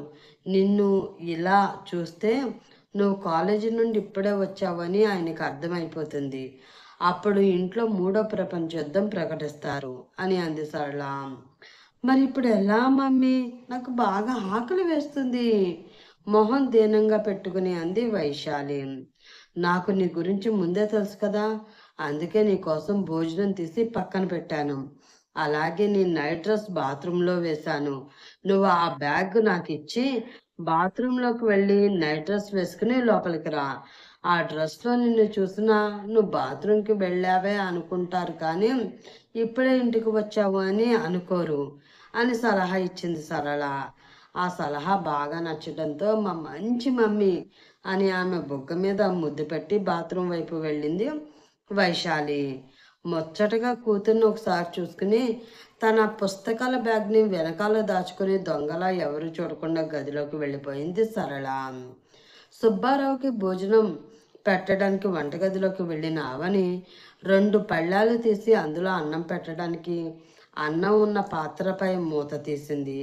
అందులో అన్నం తక్కువగా ఉండడంతో, ఏంటిది, నేను అన్నం అందరికీ సరిపడగానే వండాను కదా, మరి ఇందులో కొంచెమే ఉందేంటి అని అనుకుని, సర్లే, ఈ విషయం గురించి పిన్నిని అడిగితే మళ్ళీ ఏదో ఒకటి అంటుంది అని మనసులో అనుకుని ఆ అన్నం మొత్తం ఒక పళ్ళెంలో పెట్టి సుబ్బారావు దగ్గరికి తీసుకువెళ్ళింది అవని. అది చూసి, ఏంటమ్మా ఒక బళ్ళని తీసుకువచ్చావు? నువ్వు భోజనం పెట్టుకోలేదా అని అడిగాడు అతను. నేను అన్నపూర్ణమ్మ గారి ఇంట్లో తినేసి వచ్చాను నాన్న. మీకు తెలుసు కదా, అన్నపూర్ణమ్మ బామ్మ గారు చెప్పింది మనం వినడమే కానీ మనం చెప్పేది ఆవిడ ఎప్పుడు వినరు అని. అందుకే ఆమె వేసిన ఆర్డర్ ప్రకారం తినేసి రావాల్సి వచ్చింది అని అంది అవని. ఆ మాటతో గట్టిగా ఊపిరి తీసుకుని వదిలి, పోనీలే అమ్మ, నేను నీకు అన్యాయం చేసినా నీకు న్యాయం చేయడానికి కనీసం ఇద్దరు మనుషులైనా ఉన్నారు. ఎలాగో మీ పిన్ని నన్ను నీకు అండగా ఉండనివ్వదు. వాళ్ళ అండాదండ అయినా నీకు ఉంటే నా మనసు ప్రశాంతంగా ఉంటుంది అని అన్నాడు సుబ్బారావు. ఇప్పుడు అవన్నీ ఎందుకులే నాన్న, మీరు తిని పడుకోండి, నాకు బాగా నిద్ర వస్తుంది, నేను వెళ్ళి పడుకుంటాను అని చెప్పి వంటగదిలోకి వెళ్ళి కాసిన్ని మంచినీళ్ళతో కడుపు నింపుకొని అక్కడ ఒక బెడ్షీట్ వేసుకుని పడుకుంది అవని. వైశాలి గదిలో ఆమెకు సరిపడినంత అన్నం పెట్టి మిగిలిన అన్నం తను ప్రేమగా పెంచుకుంటూ ఉన్న కుక్కకు వేసింది సరళ. హైదరాబాద్ బాగా డబ్బున్న వాళ్ళు తమ కోసం ప్రత్యేకంగా కట్టించుకునే ఇళ్ళు ఉన్న శాంతినగర్ కాలనీ అది. ఆ కాలనీలోకి ఫాస్ట్గా దూసుకువచ్చింది ఒక స్పోర్ట్స్ బైక్.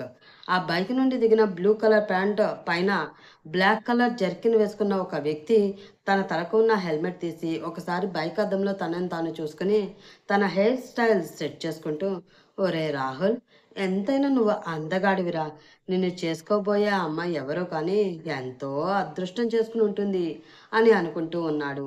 అప్పుడే అతని ఫోన్ రింగ్ అయింది. దాంతో ఫోన్ లిఫ్ట్ చేసి, హా మమ్మీ చెప్పు అని అన్నాడు రాహుల్. అరే, ఎక్కడున్నావురా?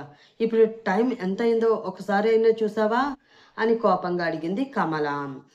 ఆమె అలా అడగడంతో చేతికున్న వాచ్ వైపు చూసి, ఓ, టైం 2:30 అయిపోయిందా?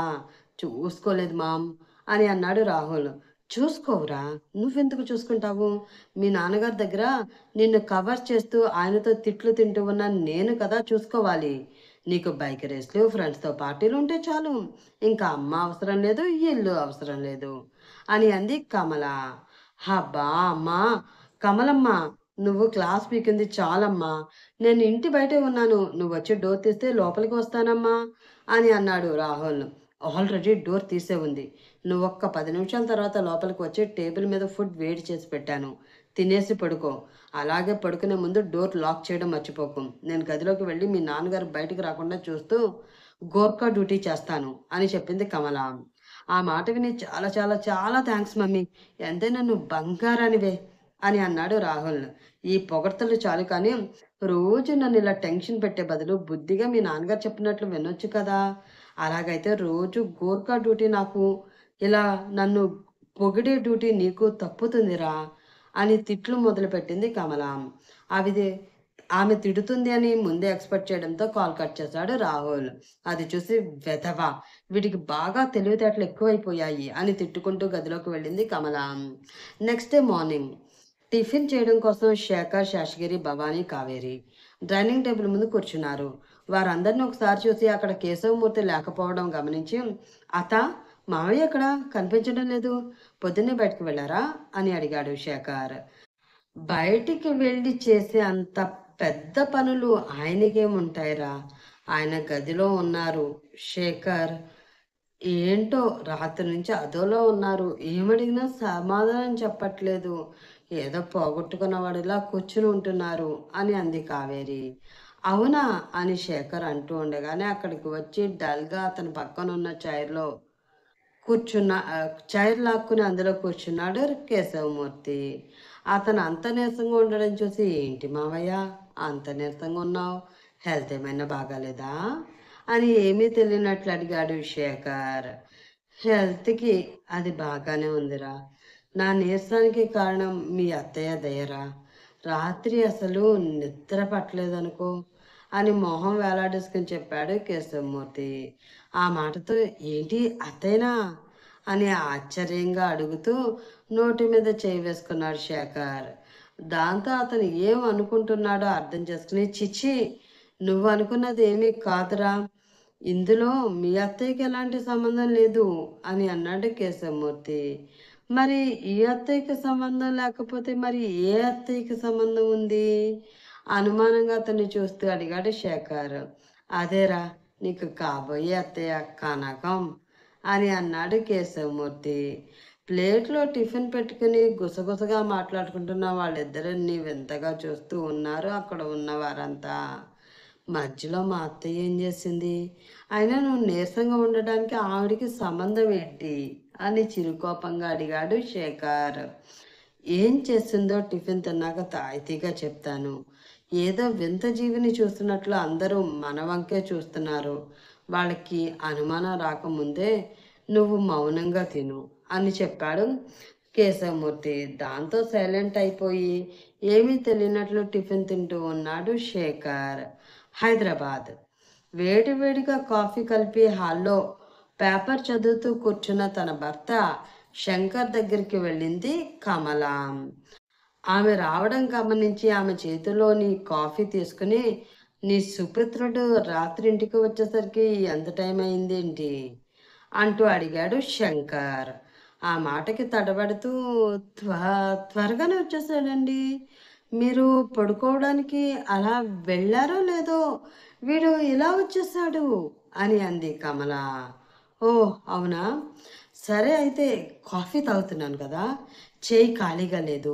ఒక్కసారి న్యూస్ పేపర్లో ఏదో ఇంట్రెస్టింగ్ న్యూస్ వేశారు, ఆ న్యూస్ చదువు అని పేపర్ ఆమె చేతికి ఇచ్చాడు శంకర్. దాంతో అయోమయంగా ఆ పేపర్ తీసుకుని, ఇదేంటి ఎప్పుడూ లేనిది పేపర్ చదవమంటున్నారు, పోనీలే ఒక పూట చదివితే ఏం పోతుందిలే అని మనసులో అనుకుని, తను చెప్పిన అబద్ధం భర్త నమ్మేశాడు అని మనసులో సంతోషపడుతూ, ఆ పేపర్ ఇటు ఇవ్వండి అని అతని చేతిలోంచి పేపర్ తీసుకుని చదవడం మొదలుపెట్టింది కమల. పెరిగిపోయిన కుర్రకారు జోరు. అర్ధరాత్రి రోడ్లు బ్లాక్ చేసి రేసుల పేర్లతో కుర్రకారు చేస్తున్న బేభత్సం. పోలీసులు రాగానే పరారు అంటూ చదువుతూ ఆ న్యూస్ కింద వేసిన ఫోటోలో ఉన్న వ్యక్తిని చూసి షాక్ అయింది ఆమె. అప్పుడే తన గది నుంచి వచ్చిన రాహుల్ మమ్మీ మమ్మీ అని అరుస్తూ కిందకు వస్తున్నాడు.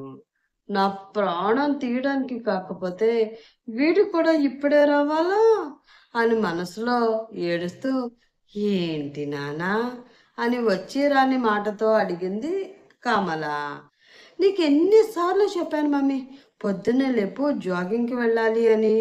అయినా నువ్వు లేపకపోతే నీ గురించి నేనేమనుకోవాలి అని నంది అవార్డు అందుకునే లెవెల్లో ఓవరాక్షన్ చేస్తూ వచ్చి శంకర్ పక్కన ఉన్న సింగిల్ సోఫాలో కూర్చున్నాడు రాహుల్. అతన్ని యాక్షన్కి తల కొట్టుకుంటూ, ఇప్పుడు ఏం చేయాలరా దేవుడా అని మనసులో భయపడుతూ ఏవో పిచ్చి పిచ్చి సైగలు అతనికి విషయాన్ని చెప్పడానికి చేస్తూ ప్రయత్నిస్తూ ఉంది కమల. ఆమె ఏమీ మాట్లాడకపోయేసరికి రాహుల్ మాటకి స్పందిస్తూ, తల్లి ప్రేమ అనుకోవాలరా అని అన్నాడు శంకర్. అమ్మయ్య, డాడీ మాయలో పడిపోయారు అని మనసులో అనుకునే, మీరు కూడా మమ్మీలాగానే మాట్లాడుతున్నారేంటి డాడీ? ఆఫ్ కోర్స్ మమ్మీకి నా మీద ప్రేమ ఉంది, కరెక్టే, ఒప్పుకుంటాను. అలా అని 10కి వచ్చి పడుకుని ఎర్లీ మార్నింగ్ 5కి లేపు మమ్మీ జాగింగ్కి వెళ్తాను అని మరీ చెప్పాను. కానీ మమ్మీ నా మీద ప్రేమతో అలా నన్ను లేపకపోతే ఎలా? ఇలా అయితే నా హెల్త్ ఏమైపోవాలి అని అడిగాడు రాహుల్. మీ మమ్మీ భయం కూడా నీ హెల్త్ గురించే నాన్న. రాత్రి 10 గంటలకి పడుకుని మార్నింగ్ 5 గంటలకి లెగుస్తాను అంటే ఏ తల్లైనా సరే అంటుంది కన్నా. కానీ అర్ధరాత్రి 2:30 వరకు రోడ్ల మీద అడ్డమైన రేసులు పెట్టుకుని ఇంటికి వచ్చే కొడుకుని కనీసం 3 గంటలైనా పడుకోనివ్వకుండా నిద్రలేపే తల్లి ఇక్కడే కాదు, ఎక్కడా ఉండదు. నీకు అంతగా కావాలంటే రేపటి నుంచి నీ తోలు ఒలిచైనా సరే నిన్ను నిద్ర లేపే పూచి నాది అని అన్నాడు శంకర్. ఏంటి ఏంటి మీరు అనేది? మీరు ఏం మాట్లాడుతున్నారో నాకేమీ తెలియట్లేదు. అయినా రేసులేంటి, అవి ఎలా ఉంటాయి డాడీ అని తనకేమీ తెలియనట్లు అమాయకంగా మొహం పెట్టి, అప్పటి వరకు అస్సలు పట్టించుకొని తన తల్లి సైగలను పట్టించుకుని, ఆమె అతనికి చూపించడానికి ప్రయత్నిస్తున్న పేపర్ వంక చూసి షాక్ అయ్యాడు రాహుల్. ఒకరిని మించి ఒకరు ఏం యాక్షన్ చేస్తున్నారా? ఆ పేపర్ చూసాక కూడా మీకు ఏమీ తెలీదంటే నమ్మడానికి నేను ఏమైనా డాష్ అని గ్యాప్ ఇచ్చి వారిద్దరిని ఒకసారి చూసి, వేసిన నాటకాలు చాలు, వెళ్ళి లగేజ్ సర్దుకో, నువ్వు మీ అమ్మమ్మ గారి ఇంటికి వెళ్తున్నావు అని ఆర్డర్ వేశాడు శంకర్. ఆ మాటకి షాక్ అయ్యి, ఏంటి ఆ విలేజ్కా? అక్కడ చాలా బోరింగ్గా ఉంటుంది డాడీ, నేను వెళ్ళను, నా వల్ల కాదు అని అన్నాడు రాహుల్. నేను నీ అభిప్రాయం అడగడం లేదురా ఇడియట్, నా డెసిషన్ చెప్తున్నాను. నీ పాస్పోర్ట్ వీసా రావడానికి ఇంకా 2 months టైం పడుతుంది. ఈ 2 months నువ్వు ఇక్కడే ఉంటే మీ ఇద్దరు ఓవరాక్షన్ చూడలేక నాకు పిచ్చి పడుతుంది. అందుకే నేను అక్కడికి పంపిస్తున్నాను. బుద్ధిగా నేను చెప్పిన మాట విని అక్కడికి వెళ్తావో లేక ఇక్కడే ఉండి నాతో ఆఫీస్కి వస్తావో నువ్వే ఆలోచించుకో అని చెప్పి ఆఫీస్కి రెడీ అవడానికి తన గదిలోకి వెళ్ళిపోయాడు శంకర్. దాంతో దీనంగా తల్లి వైపు చూశాడు రాహుల్. జాలిగా అతని వైపు చూస్తూ, తప్పదు బంగారం, అయినా నువ్వు యుఎస్ఏ వెళితే ఎప్పుడు తిరిగి వస్తావో ఏమో. అమ్మమ్మ తాతయ్య కూడా నిన్ను చూడాలి అంటున్నారా? వాళ్ళకి మనం తప్ప ఎవరున్నారు చెప్పు? ఒకసారి వెళ్ళి రారా నాన్న అని అంది కమల. దాంతో చేసేదేమీ లేక నీరసంగా తన గది వైపు అడుగులు వేశాడు రాహుల్. అమ్మ టిఫిన్ అని కాలేజీకి రెడీ అవుతూనే అరిచాడు నిఖిల్. వస్తున్నాను రా అని కిచెన్లో దోశలు వేస్తూ అతనికి చెప్పి, పొద్దున్నే లేచి రెడీ అవరా అంటే వినడు కదా. సరిగ్గా 1 గంటలో కాలేజీకి వెళ్తాను అనగా లెగిసి నా మీద గంతులు వేస్తాడు. అక్కడికేదో వాడికి ఆలస్యానికి కారణం నేనే అన్నట్లు అని అనుకుంటూ దోశలతో పాటు అతని కోసం ఏర్పాటు చేసిన లంచ్ బాక్స్ కూడా తీసుకువచ్చి అతని ముందు పెట్టింది కనకమ్మ. ఆమె తెచ్చిన దోశలు కంగారు కంగారుగా తింటూ, అమ్మా అక్కకి పెళ్లి సెట్ అయితే పెళ్లి ముహూర్తం ఎప్పుడు పెడతారు అని అడిగాడు నిఖిల్. ఇప్పుడు నీకు ఆ సందేహం ఎందుకు వచ్చిందిరా అని అనుమానంగా అడిగింది కనకమ్మ. ఏమీ లేదమ్మా, ఏప్రిల్లో నాకు ఎగ్జామ్స్ ఉంటున్నాయి కదా, ఆ సమయంలో పెళ్ళి అంటే నాకు ఇబ్బంది అవుతుంది అని ముందుగానే అడుగుతున్నా అని అన్నాడు నిఖిల్. అలా ఏమీ ఉండదురా, నాకు తెలిసి మే నెలలో ముహూర్తం ఉండవచ్చు అని అంది కనకం. అప్పుడే తన గది నుండి బయటకు వస్తూ వారి మాటలు విని, ఏం జరుగుతుంది ఇక్కడ? నేను ఇంకా ఈ పెళ్ళికి ఎస్ చెప్పనే లేదు, అప్పుడే మీరు ముహూర్తాల వరకు వెళ్ళిపోయారేంటి అంటూ అరుచుకుంటూ వాళ్ళ దగ్గరికి వచ్చింది అరుణి. ఆమె రావడం చూసి, రామ మహాతల్లి, నువ్వు ఇంకా రాలేదు ఏంటా అని అనుకుంటున్నాను, ఇంతలోనే వచ్చేసావు అని అంటూ సాగదీసింది కనకం. ఆమె అలా అనడంతో బొంగమూతి పెట్టి, పోమ్మా, నీకు నాకన్నా తమ్ముడు అంటేనే ఎక్కువ ఇష్టం, అందుకే నాకు పెళ్లి చేసి ఎప్పుడు పంపించేద్దామా అని చూస్తున్నావు అని కోపంగా అంది అరుణి. ఆ ఆమె కోపం చూసి చిన్నగా నవ్వి, ఏదో సరదాగా అన్నాను లేరా, నాకు తమ్ముడు వేరు నువ్వు వేరు కాదు, ఇద్దరు ఒకటే. నీకు ఇష్టం లేకుండా ఇక్కడ ఏమీ జరగదు. నాకు ఇష్టం లేకుండానే నన్ను మీ నాన్నకిచ్చి పెళ్లి చేశారు మీ అమ్మమ్మ తాతయ్య. బహుశా అదే నా మనసులో ఉండిపోవడం వల్లనే అనుకుంటా. మీ నాన్న నన్ను ఎంత ప్రేమగా చూసుకుంటున్నా ఏదో ఒక వెలితి కనిపిస్తూనే ఉంది. నా విషయంలో జరిగిన అన్యాయాన్ని నీ విషయంలో నీకు జరగకూడదు తల్లి. ఈ సంబంధం కాకపోతే మరొక సంబంధం, ఏ సంబంధమైనా అది నీకు నచ్చిన తర్వాతే నీ పెళ్లి జరుగుతుంది. ఇందులో నువ్వు ఇబ్బంది పడవలసింది ఏమీ లేదు. కాకపోతే ఈ సంబంధం మంచిది, నువ్వు సుఖపడతావు అన్న చిన్న ఆశ తప్ప నిన్ను బలవంతంగా ఒప్పించే ఉద్దేశం నాకు లేదురా అని అంది కనకం. ఆ మాట విన్న అరుణి మనసు సంతోషంతో గాలిలో తేలింది. వెంటనే ఆమె ఆనందం మీద నీళ్లు చల్లుతూ, కానీ ఆ పెళ్ళి వాళ్ళు రాత్రి ఫోన్ చేస్తారు కాబట్టి త్వరగా మనం ఒక నిర్ణయం చెప్పేస్తే వారు వేరే సంబంధం చూసుకుంటారు అని అంది కనకం.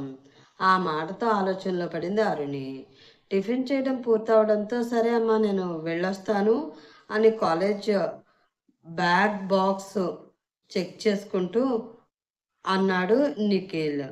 ఒరేయ్ ఆగరా!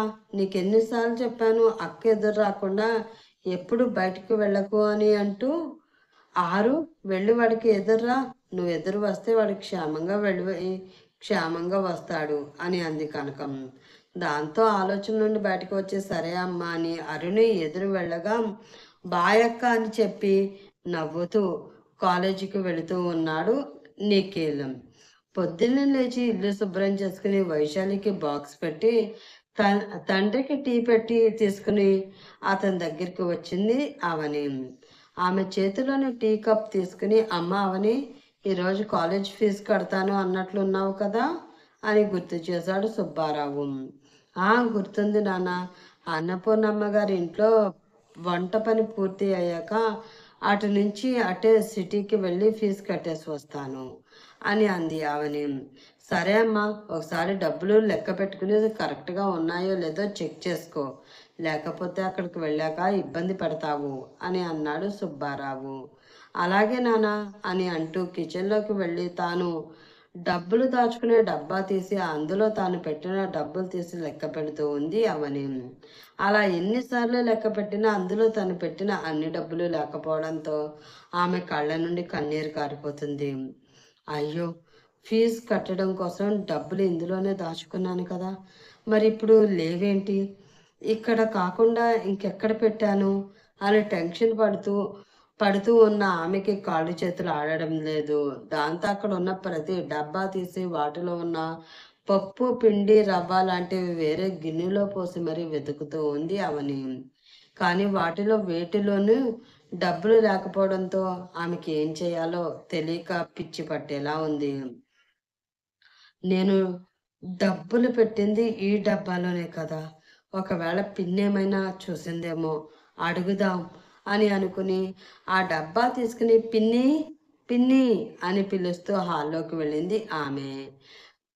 గదిలో కాలేజీకి రెడీ అయిన కూతురికి, ఇదిగో వైషు, కాలేజీలో ఏదో పార్టీ అన్నావు కదా, ఈ డబ్బులు తీసుకో అని ఆమెకి డబ్బులు ఇస్తూ ఉన్న సరళకి అవని పిలుపు వినిపించి ఏం గుర్తొచ్చి చచ్చిందో ఏంటో ఈ మహాతల్లికి, అరుస్తుంది అని మూతి తిప్పి ఆ డబ్బులు వైశాలి చేతిలో పెట్టి బయటికి నడిచింది సరళ. ఆమె ఇచ్చిన డబ్బులు బ్యాగ్లో పెట్టుకుని ఫేస్కి మేకప్ వేసుకుంటూ ఉంది వైశాలి. గది బయటికి వచ్చి తినేసేలా అక్కడ ఉన్న అవనిని చూస్తూ పొద్దున్నే ఏం కొంపలు మునిగిపోయాయని అలా అరిచి చేస్తున్నావు అని అడిగింది సరళ. ఆమె చూపుకి భయం వేసిన భయాన్ని మనసులోనే దాచుకుంటూ, అది కాదు పిన్ని, పరీక్ష ఫీజు కట్టడం కోసం ఈ డబ్బాలో డబ్బులు పెట్టాను, అవి ఇప్పుడు కనిపించటం లేదు, మీరేమైనా చూసారా అని భయంగా అడిగింది అవని. ఆ మాటకి గొంతులో పచ్చి వెలక్కాయ పడినట్లు ఫీల్ అయింది సరళ. ఆమె నుండి ఏ సమాధానం రాకపోయేసరికి పిన్ని పిన్ని మిమ్మల్ని, మీరేమైనా ఈ డబ్బాలో డబ్బులు చూసారా అని మళ్ళీ అడిగింది అవని. ఆ మాటతో తనలోని తడబాటుని బయటికి కనబడనివ్వకుండా, అంటే ఏంటి నీ ఉద్దేశం, నువ్వు దాచుకున్న డబ్బులు నేను దొంగతనం చేశాను అని అంటున్నావా అని కోపంగా ఆమెని చూస్తూ అడిగింది సరళ. అయ్యో, నేను అలా అనడం లేదు పిన్ని, మీరు ఏమైనా చూసారేమో అని అడుగుతున్నాను అంతే అని అంది అవని. చూసావా అనడానికి తీసావా అని అడగడానికి తేడా తెలియనంత పిచ్చిదానిలా కనిపిస్తున్నానా నీకు అంటూ లాగిపెట్టి అవని చెంప మీద గట్టిగా కొట్టింది సరళ. బయట ఏదో గొడవ జరగడంతో వేసుకుంటున్న మేకప్ ఆపి బయటికి వచ్చింది వైశాలి. సరళ కొట్టిన దెబ్బతో చెంప మీద చేయి పెట్టుకుని ఏడుస్తూ ఉంది అవని. ఆమెకి ఆ దెబ్బ వలన కలిగిన నొప్పి కన్నా తను ఎంతో కష్టపడి తన పరీక్షల కోసం దాచుకున్న డబ్బు కనబడట్లేదు అన్న బాధనే ఎక్కువగా ఉంది. అయినా నీ కంటికి మా మమ్మీ ఎలా కనిపిస్తుంది, ఏదైనా అవసరం ఉంటే డాడీని అడిగి డబ్బులు తీసుకుంటుంది, కానీ నువ్వు దాచుకున్న నీ ముష్టి డబ్బు తనెందుకు తీస్తుంది అని చిరాగ్గా అవనిని చూస్తూ అడిగింది వైశాలి.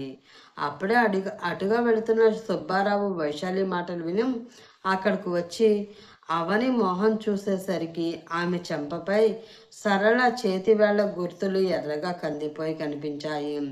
అది చూసి కోపంగా అవని నీ పక్కకి లాగి ఎందుకే వయసొచ్చిన ఆడపిల్ల మీద చేసుకుంటావు? ఇప్పుడు అవని ఏం చేసిందని అలా కుట్టావు? అని అంటూ అడిగాడు సుబ్బారావు. ఇప్పుడు ఏం జరుగుతుంది? అవనిని కొట్టిన సరళని సుబ్బారావు ఏం చేస్తాడు? అవని కాలేజీ ఫీజు కడుతుందా? పరీక్ష రాస్తుందా? అసలు అవని జీవితంలోకి రాబోయేది ఎవరు? శేఖరా లేక రాహులా? తెలుసుకోవాలంటే నెక్స్ట్ పార్ట్ కోసం వెయిట్ చేస్తూ ఉండండి ఫ్రెండ్స్. అలాగే ఈ పార్ట్ గనుక నచ్చితే ప్లీజ్ లైక్ చేసి, షేర్ చేసి, సబ్స్క్రైబ్ చేసుకొని మీ సపోర్ట్ నాకు అందించండి. రేపటి ఎపిసోడ్‌లో మళ్ళీ కలుసుకుందాం. అప్పటి వరకు బాయ్ బాయ్.